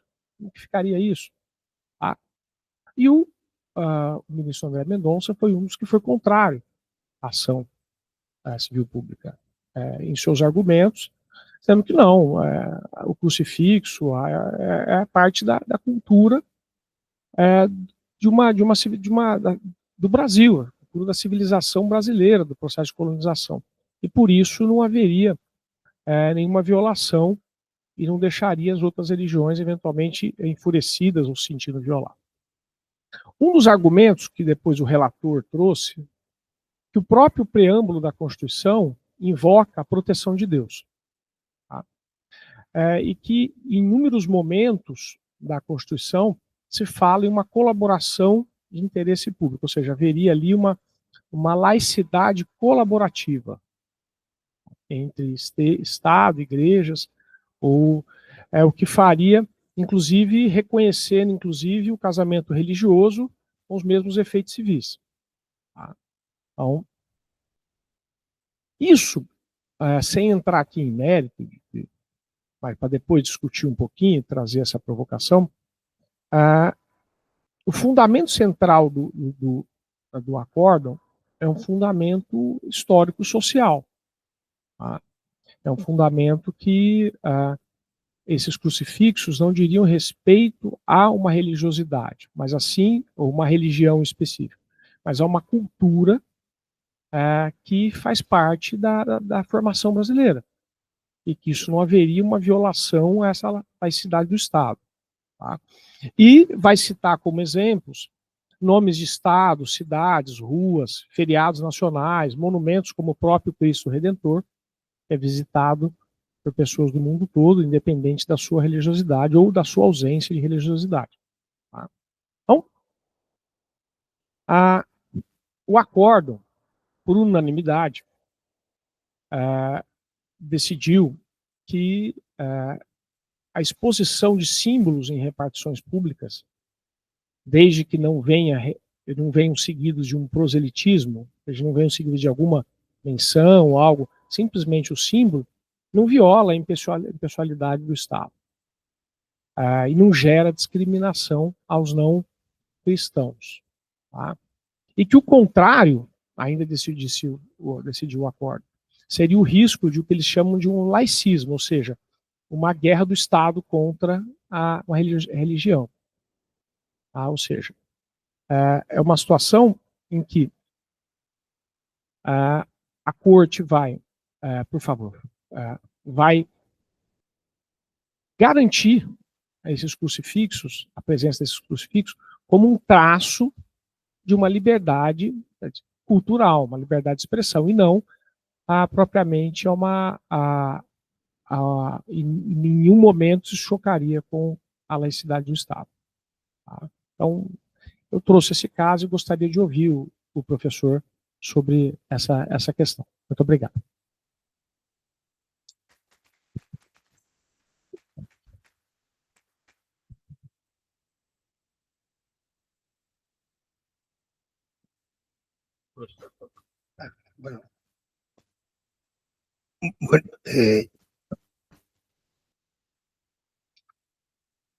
Bueno, en Europa hay un debate sobre esta cuestión, lo que es Estado laico, lo que es Estado laicista. En Francia es donde tienen, o sea, generalmente se considera que un Estado laico es neutro ante lo religioso, y un Estado laicista es que tiene prejuicios preconceitos, y regula el fenómeno, las asociaciones religiosas, peor de lo que regula a otras asociaciones. Esa es la idea genérica, por lo menos una asociación más. Entonces, en España, por ejemplo, digamos, no hay una religión sobre símbolos religiosos, hay una religión genérica de libertad religiosa con sus límites, y hay un consenso, hay muy pocos institutos o universidades donde haya crucifijos. Es verdad que en las universidades, en la nuestra, hay una capilla cerrada, es verdad, cerrada, pero en la Universidad Complutense hay una capilla. ¿Por qué? ¿Por qué existe legalmente? Un poco por el principio que dice que tenéis vosotros, la laicidad cooperativa. Nosotros le llamamos la laicidad que se conjuga con la cooperación, porque está en la Constitución. Que los poderes públicos tendrán en cuenta las creencias religiosas de la sociedad española y mantendrán relaciones de cooperación, dice, con la Iglesia Católica y otras confesiones. Es decir, una cooperación que se plasmó en acuerdos que son o tratados internacionales o leyes. Y ahí figura la posibilidad de que la Iglesia Católica, si lo pacta con una universidad, pueda tener acceso. Por tanto, es por el principio de cooperación. Ahora, en el tema de crucifijos en las aulas, no hay nada. Es un tema que se planteó en Italia, con el caso de Lauzi, claro, y al final el Tribunal Europeo de Derechos Humanos vino a decir, en tanto en cuanto sea un símbolo que no que no defienda una religión concreta, sino un símbolo cultural, pues permitido. Claro, ¿cuál es la frontera? En Francia han adoptado algunas leyes muy concretas, como la prohibición en los colegios de símbolos religiosos ostentosos. Una cruz pequeñita puede, pero un kipá, un hijab, no se puede. Entonces, no se puede. ¿Por qué? En virtud de la laicidad. Bueno, y el Tribunal Europeo de Derechos Humanos ha dicho que entra dentro del margen de actuación de los estados. O sea, si un estado lo prohíbe, pues lo prohíbe.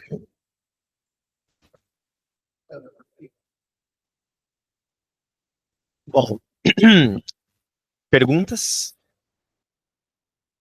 Bom, professor José Reinaldo, para suas provocações.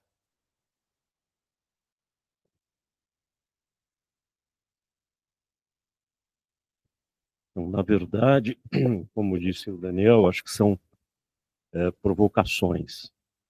A primeira, professor, e para a mesa toda, diz respeito à mentira. A mentira não é uma informação incorreta. A mentira é proposital. E ela tem um efeito de largo prazo e larga extensão. E ela dissolve a confiança recíproca. Nós vivemos, e vivemos hoje, no mundo inteiro, uma situação muito complicada de leniência com relação à mentira. Porque nas redes sociais, não é que haja só desinformação ou opinião, existe a mentira intencionalmente praticada. Isso aconteceu no outro governo no Brasil, em que havia essa intenção de mentir por parte do próprio presidente da República. E até hoje, os seus partidários mentem descaradamente, negam os fatos dos quais eles mesmos foram autores. E já houve juristas que disseram aqui no Brasil: não, o presidente da República tem o direito de mentir. Eu acho isso problemático, para começar, porque o presidente da República, o cargo, não é a pessoa. Né? A pessoa física, natural é uma, o presidente da República é uma instituição do Estado. Então eu não acho que, para começar, eu não poderia dizer isso. Mas então eu gostaria da sua reflexão sobre a mentira na política, que é um tema tradicional. A filosofia ocidental nasceu de um debate sobre a mentira, o mau uso da palavra, da linguagem. Isso são os diálogos de Platão, para começar.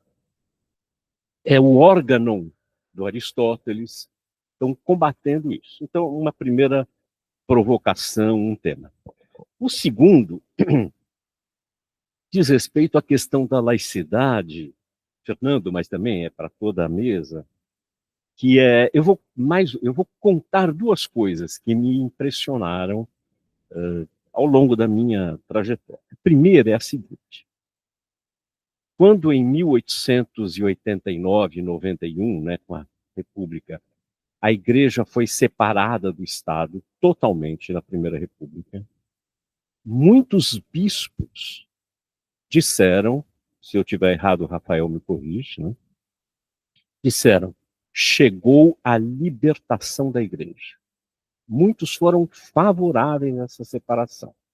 Porque durante o Império que foi nos últimos anos governado pelos liberais, muitos deles maçons, por exemplo, eles proibiram os seminários, eles fecharam conventos. O convento de São Bento foi fechado aqui em São Paulo e veio a ser restaurado na República com os monges de Beuron, os alemães. Eles é que fizeram esse mosteiro, na verdade. Então, muitos bispos disseram: chegou a nossa liberdade. Nós agora administramos a própria igreja sem que sejamos funcionários do imperador. Agora nós somos diretamente ligados a Roma, né, a Santa Sé, e não devemos mais satisfação ao Estado. Isso é a primeira coisa. Então, é uma história, a formação do Estado laico no Brasil tem uma história de várias faces. Acho que uma delas é essa. Então, muita gente naquela época achou bom. Depois, muita gente achou ruim e tentou voltar à proteção do Estado, a ter privilégios e assim por diante. Uma longa história. Mas outro ponto que eu gostaria de destacar, que me impressionou muito, foi aqui na Faculdade de Direito, no meu primeiro ano de Faculdade de Direito. Eu tinha um professor que era notoriamente católico. E ele disse uma coisa que naquela época me marcou. Menino, jovem, 18 anos. Ele falou assim, é um escárnio a gente ter nos tribunais um crucifixo. Ele falou, por quê? O crucifixo é o símbolo histórico do julgamento falso e da condenação de um inocente. Ele fala, quem coloca um crucifixo no tribunal está escarnecendo da tradição cristã e da própria justiça. Porque coloca como seu símbolo um julgamento historicamente falso de um inocente. É a morte de um inocente que é o, digamos assim, o paradoxo mais importante da justiça. Isso me impressionou e até hoje me impressiona que ninguém faça esse argumento a favor da retirada dos crucifixos, que não é um argumento ateu, é um argumento de um cristão. Mas não tem cabimento isso, não é? Enfim, eram só comentários, como disse o Daniel, talvez provocações. Obrigado, mas vamos ouvir aí mais do nosso público.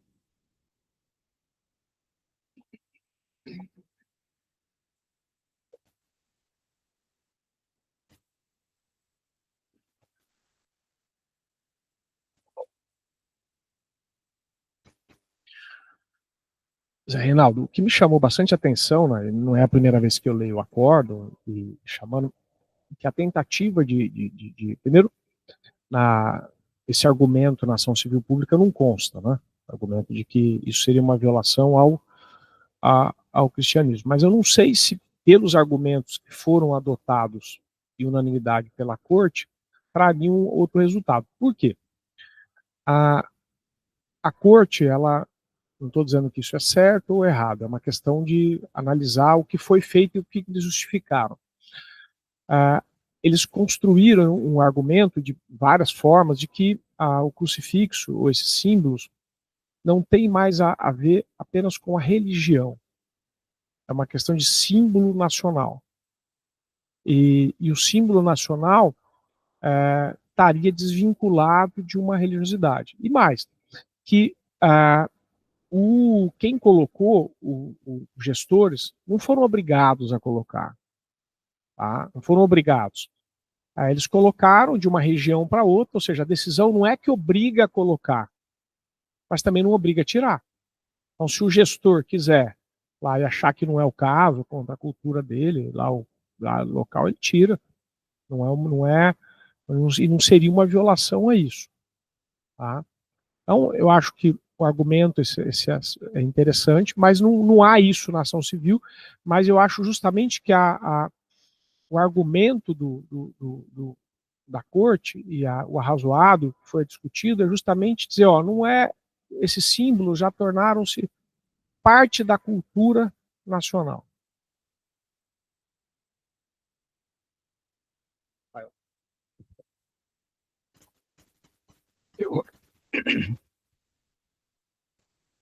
Sobre esse caso, é curioso, porque ele foi julgado e uns 2 meses antes desse julgamento, eu me deparei com um caso emblemático no começo da República, de um pastor da Igreja Evangélica Brasileira que foi acusado de ter entrado na sala do júri da capital, ficava no Rio de Janeiro, entrado com um fiel da sua igreja, com um do seu rebanho, retirado o crucifixo, quebrado ele e fugiu.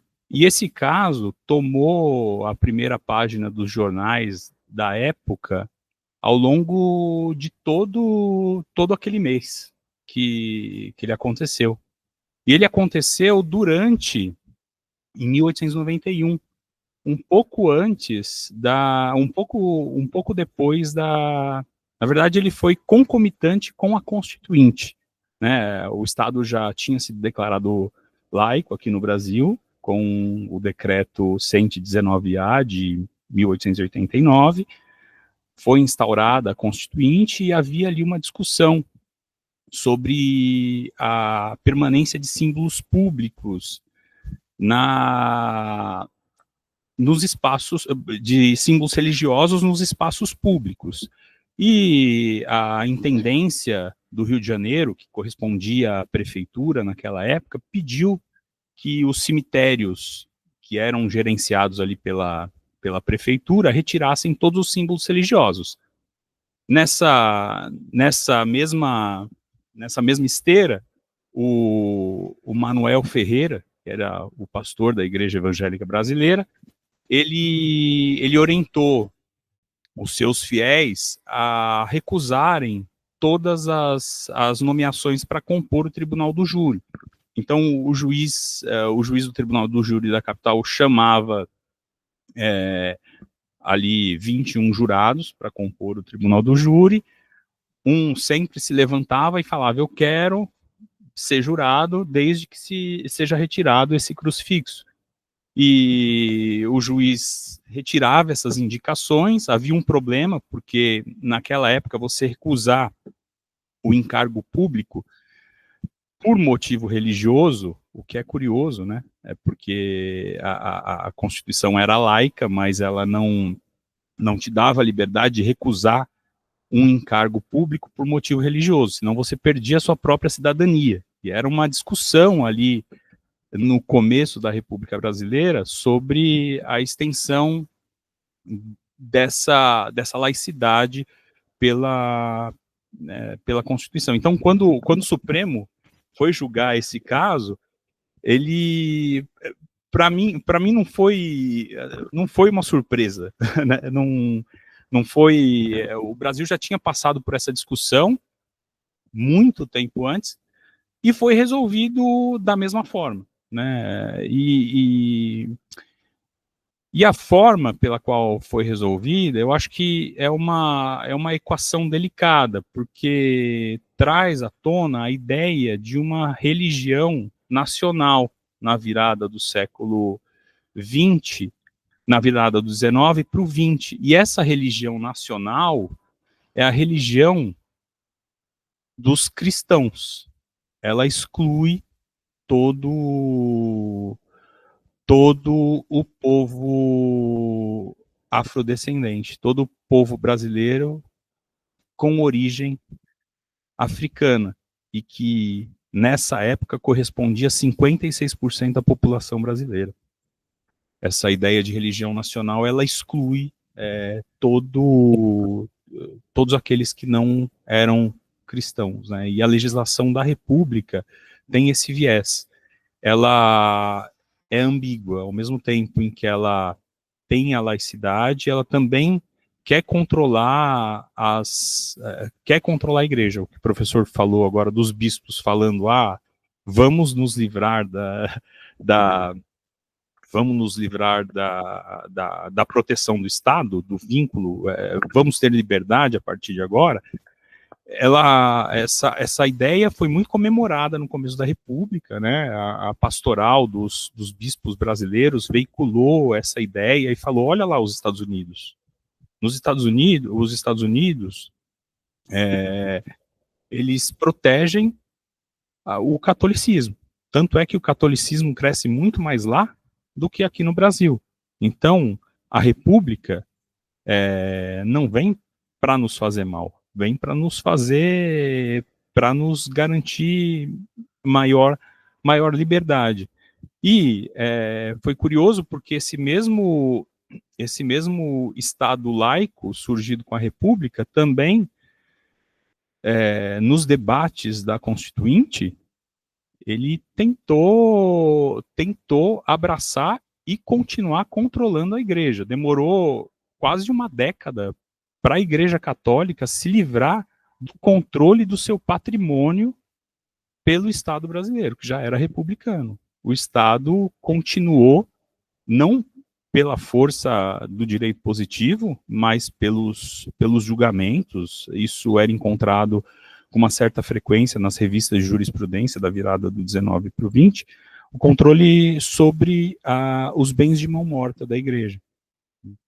E então tem sempre essa ambiguidade. Isso que me leva a crer que a força da tradição, ela era naquela época e ainda é hoje muito importante para encontrar e saber o que pode ser definido como religião, né? Não é só algo sobrenatural. A força da tradição ela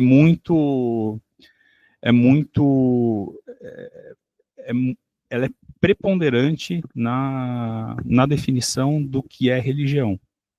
E por isso, talvez essa seja uma explicação pela qual as religiões de matriz africana tenham sido excluídas e não vistas como religião ao longo da primeira década da República. Só veio ser reconhecida posteriormente também por construção jurisprudencial e não pelo reconhecimento da lei, né?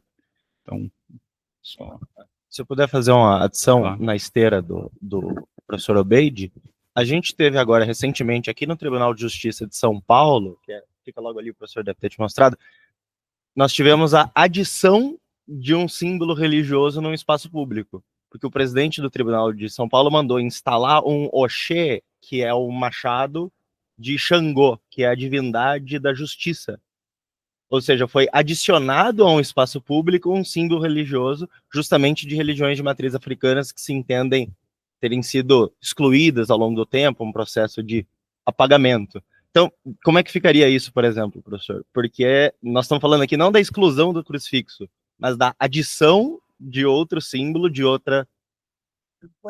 Não, é um machado. É um símbolo, é um machado, eu tenho foto aqui. É um instrumento, digamos assim. Religioso. Sim.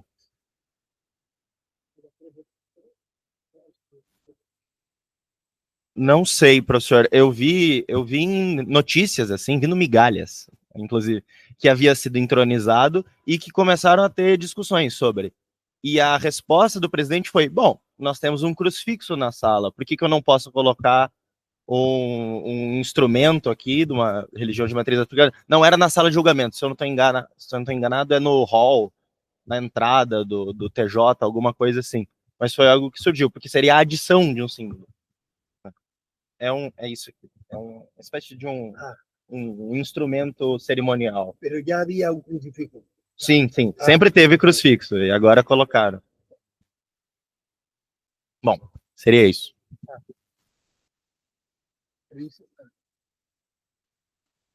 No, muy interesante todo. Muy interesante también que la mención de Dios esté en la Constitución, en el preámbulo de la Constitución del 88, ya lo decía. No, yo respondiendo a ti ahora, si ya hay un crucifijo como símbolo histórico, que decida un juez poner otro símbolo, no me parece contrario a esa idea de laicidad. Otra cosa es que se rechacen los crucifijos y entonces sí sería contrario. Y respecto a la interesante cuestión que pregunta el profesor, que plantea el profesor Reinaldo sobre las mentiras. Claro, la idea de las mentiras, sobre todo de políticos, mentiras con proposición, o sea, con intención.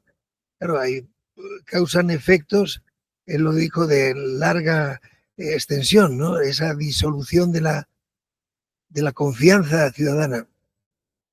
Pero yo veo ahí que hay grados de mentiras. No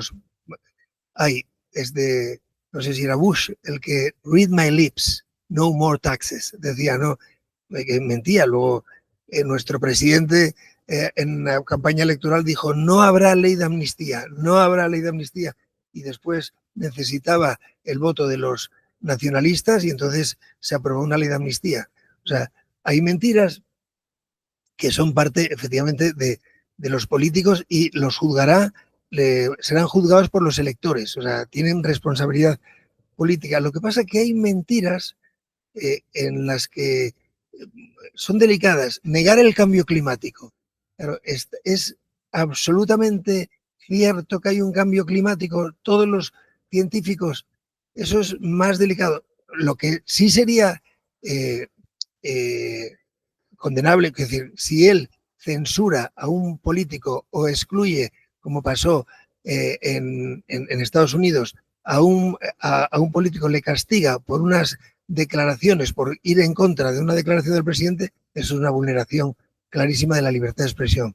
Luego, lo que pasa es que hay negaciones que sí que ya están recogidas en los delitos de odio. Negar el holocausto, o sea, es hoy considerado en algunas legislaciones es un delito, pero aunque no lo mencione, puede ser considerado un delito de odio porque negar una evidencia tal puede ser interpretado como una discriminación, como un fomento del odio a los judíos, porque es tan burdo, pero claro, que un investigador diga, yo creo que no fueron tantos, o que, bueno, eso son dentro de la libertad de investigación.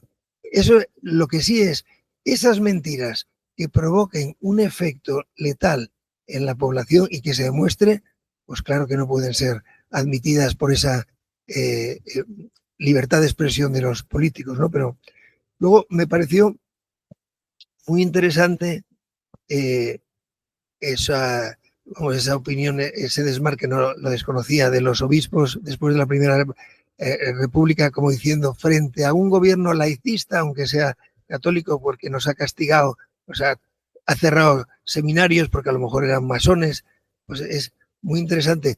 Pero claro, es interesante ver que dentro del cristianismo, por poner una religión, pues la idea de separación es cristiana.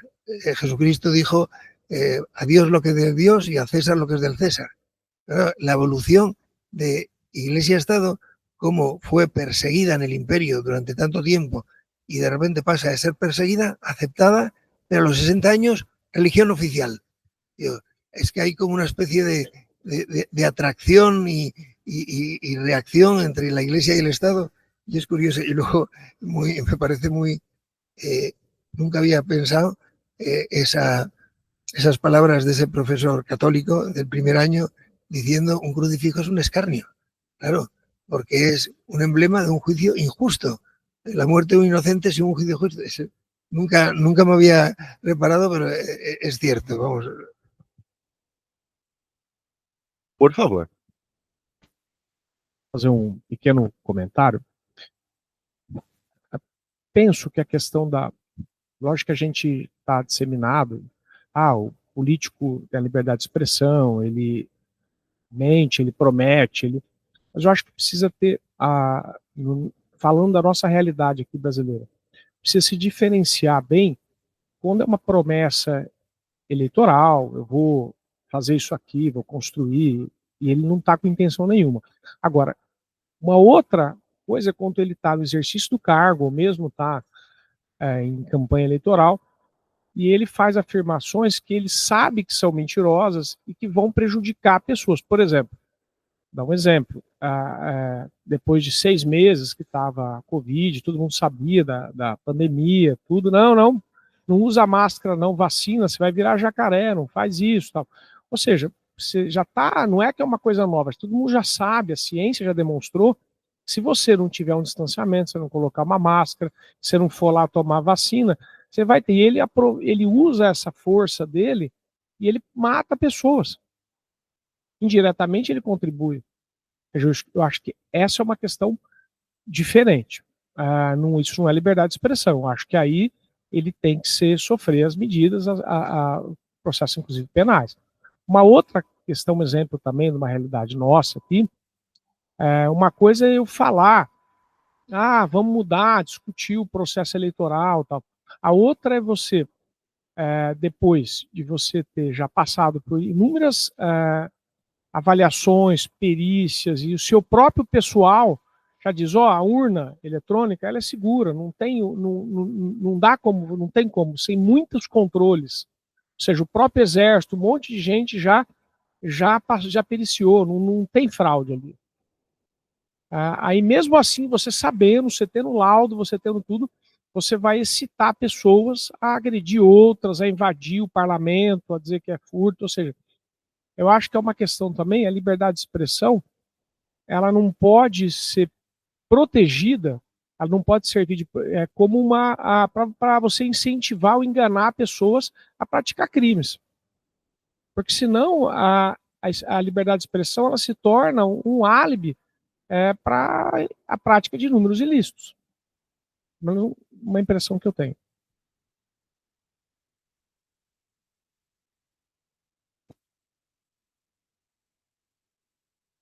Temos mais perguntas? Professor Benjamin Erivaia, por favor. Sí, sí.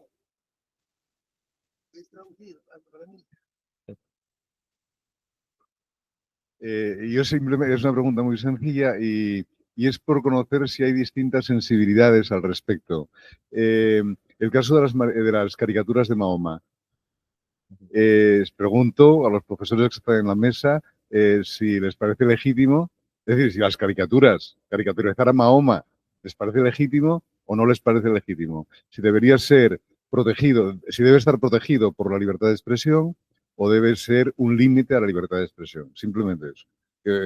Simplemente es para saber las sensibilidades que puede haber en la mesa, ¿no? Nada más. Gracias.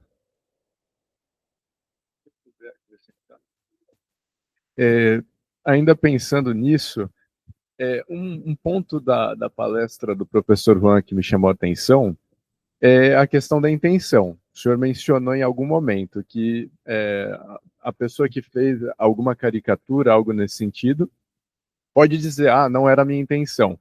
Porque o problema é que não é possível saber a intenção das pessoas, né? E eu posso mentir também sobre minhas intenções. Então, como que se dá esse juízo sobre qual foi a intenção? E se não tem casos que, independente de qual foi sua intenção, tendo em vista o contexto e tudo que se pode saber sobre esse ato, é impossível dizer que você tinha uma outra intenção. Essa é a minha questão. Obrigado.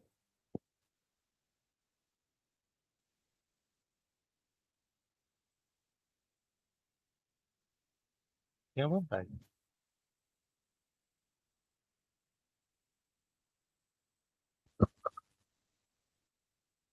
Então, essa questão da intenção, né, Matheus, que é bem interessante pelo seguinte, até no nosso Código Civil, a gente vê que um critério de interpretação é que a intenção deve ser vista não de acordo com, estou falando aqui da minha cabeça, né, tem outras palavras, não de acordo com o que o agente efetivamente pensou, mas de acordo com o que está expresso, né, com o signo que está expresso, que tem, portanto, um sentido intersubjetivo, com o qual a gente não pode, digamos, roubar, né? Não podemos roubar no jogo e usar esse sentido de uma maneira diferente e depois dizer, não era a minha intenção, né? Quer dizer, se a pessoa faz um ato que é lido, né, que pode ser lido como um ato de escárnio, mas depois vai dizer, não é a minha intenção, bom, então, de alguma forma, não soube jogar, né, o jogo comunicacional da maneira, né, que se espera e, como falou, teve a liberdade de falar, terá de responder por isso, né? Eu não sei, não saberia dizer sobre o caso concreto das sátiras de Maomé, mas eu fico pensando em dois casos, né, muito diferentes. Eu tendo a achar que está mais próximo de um deles. Faz, enfim, quase 30 anos também, a história de mais de 30 anos, né? Que um pastor evangélico, no dia de Nossa Senhora Aparecida, né, aqui no Brasil, que é a padroeira do Brasil, a Santa Católica, chutou a imagem de Nossa Senhora em TV, né?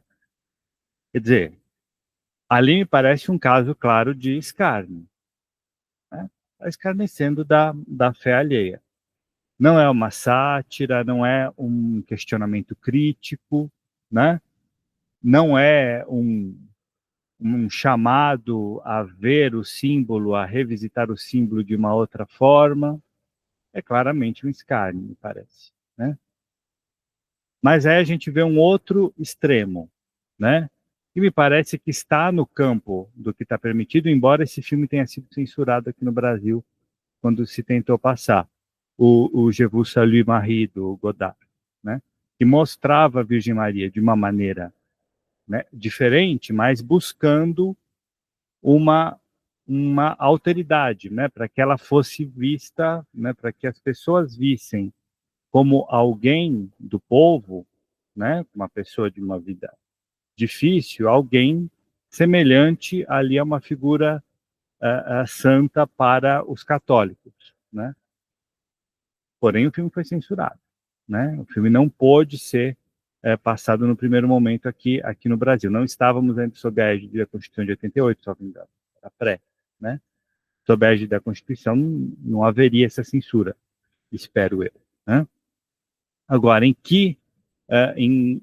perto de qual caso estariam as charges do Maomé, né? Quer dizer, são charges que buscam ver a figura religiosa como uma expressão que legitima diversas agressões, né, a direitos considerados fundamentais, a direitos humanos, enfim, das mulheres e dos grupos discriminados em geral, né? Me parece uma imagem crítica que deveria ser protegida pela liberdade de expressão, a princípio, né? Poderia se fazer, por exemplo, se imaginar uma imagem de um santo católico, de uma santa católica, né? Ou mesmo do fundador da religião, né? Quer dizer, colocar, por exemplo, pensando aqui, tá? Colocar um Jesus com fuzil, para fazer uma sátira do link, né, do liame que existe, né, entre a defesa de armas por parte de muitos líderes religiosos, sobretudo, mas não exclusivamente, de religiões neopentecostais, mas de católicos também, né? Quer dizer, coloca lá um Jesus com fuzil, né, matando gente. É um escárnio ou é uma crítica? Para dizer, olha só, olha como essa defesa, né, da posse de armas, olha só, vocês imaginam essa figura ali que fundou a religião matando, né? Então, por que vocês defendem? A gente teve bênção de arma em igreja aqui, gente, né? Teve bênção de arma, né? Então, assim, quando a gente acha que viu de tudo, teve arma sendo benzida, teve, né? Então, talvez essa charge, né, essas charges do Maomé fossem algo, né, que pudesse ser análogo a alguém que fizesse uma charge, uma representação, né, desse Jesus com fuzil, né, para mostrar, para satirizar, falar, olha como estamos, olha como vocês acharem que as armas são um direito santo, um direito divino, né? Olha como está totalmente distante da figura que vocês colocam como a fundadora da fé, né? Acho que pensando alto também, não, claro que não é uma resposta definitiva, nem tem essa pretensão.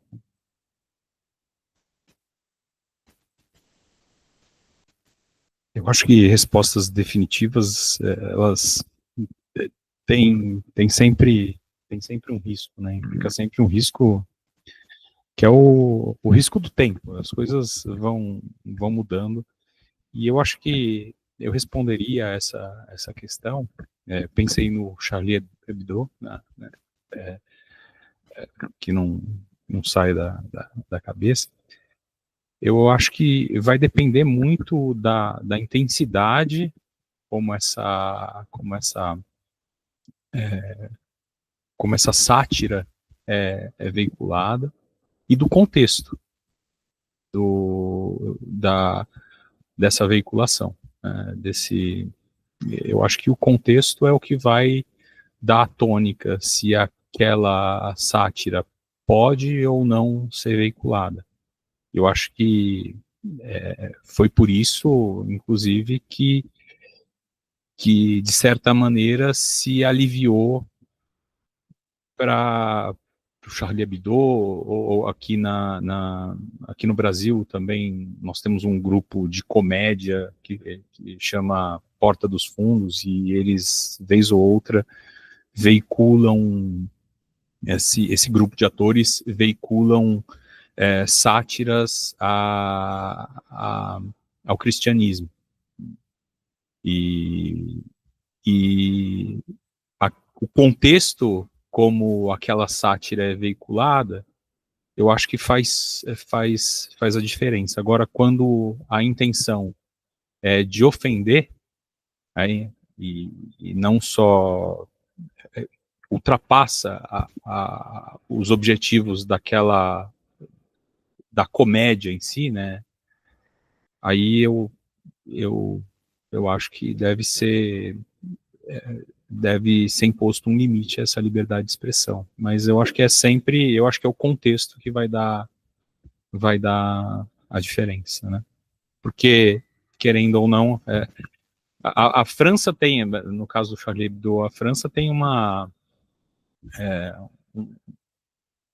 ela pensa a religião de forma muito intensa, a Europa toda, né? Aqui na América Latina também, mas a França é sempre uma referência, né, para essas questões de religião, e parece que só muito tardiamente se viu a religião na sociologia como um fato não apenas ligado à Igreja Católica, né? Embora se tenha começado, acho que foi o Gabriel Lebras, que foi um dos primeiros sociólogos a estudar isso na França, tenha dito lá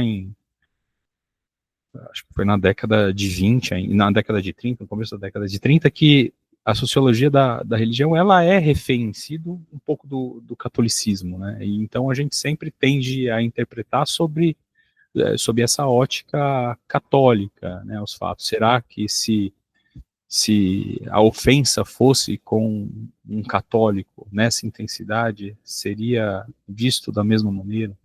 Então, eu acho que vai depender muito do contexto. Enfim.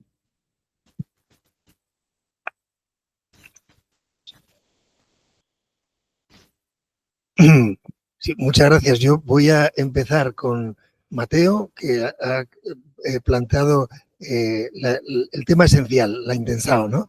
Y a responder a Benjamín en esa interesante pregunta. Es decir, la intensao no se fotografía, no se puede fotografiar, es íntima y por tanto se deduce por los actos. Entonces son los jueces los que tienen que decidir si esa acción es intencionada o no. En el caso que cité de España con el escarnio, yo creo que hay una intención clara de los jueces de que se elimine el escarnio y, por tanto, digan lo que digan, una declaración basta como para presumir que no hay intención, porque es obvio que uno puede mentir con la intención. Yo pongo 3 ejemplos y luego respondo. 1, una película, La vida de Brian. Hombre, yo creo que es claro, se dice, ¿hay una intención de ofender? No, hay una intención de reírse, es clarísimo. O un contexto, un vídeo en el que aparece algo sensual de Santa Teresa o de la Virgen, no tiene por qué el contexto. Ahora, por ejemplo, hablamos de las caricaturas de Mahoma. Hubo la caricatura más esencial, o sea, que plantó mucha polémica, es una que Mahoma, que por el Islam no se puede o sea, no se puede reproducir, una caricatura de Mahoma con una bomba y un un arma y, sí, y como que va a tirar bombas. Pero hubo otra caricatura que no se publicó en el diario danés, pero circuló por internet y que creo era Mahoma de cuclillas, ¿entendéis? Defecando, y en el producto de la defecación, la bosta, había un cartel, Corán. Claro, la intención de herir ahí es un juez, no se planteó, pero en la planteada, en la caricatura polémica, yo aplico un poco lo que dije, los criterios, que es una cuestión de libertad de información, sí, gráfica, una información gráfica, y el honor de un colectivo. Se trata de una información, primero, veraz, y bueno, tiene vinculación con algo veraz. Algunas personas, en nombre del Islam, ponen bombas. Esto es incuestionable. ¿Es de interés público? Pues sí, es de interés público criticar o caricaturizar eso. Yo creo que esa caricatura que fue la polémica en el ordenamiento jurídico español, europeo, brasileiro, yo creo que la protege la libertad de expresión. La otra tendría que ser el juez. Se deduce, él es el que tiene, el juez tiene que hacer, tiene que mojarse, tiene que decidir. ¿Hay intención por los hechos? Hay veces que es muy clara, hay veces que no es tan clara. Claro.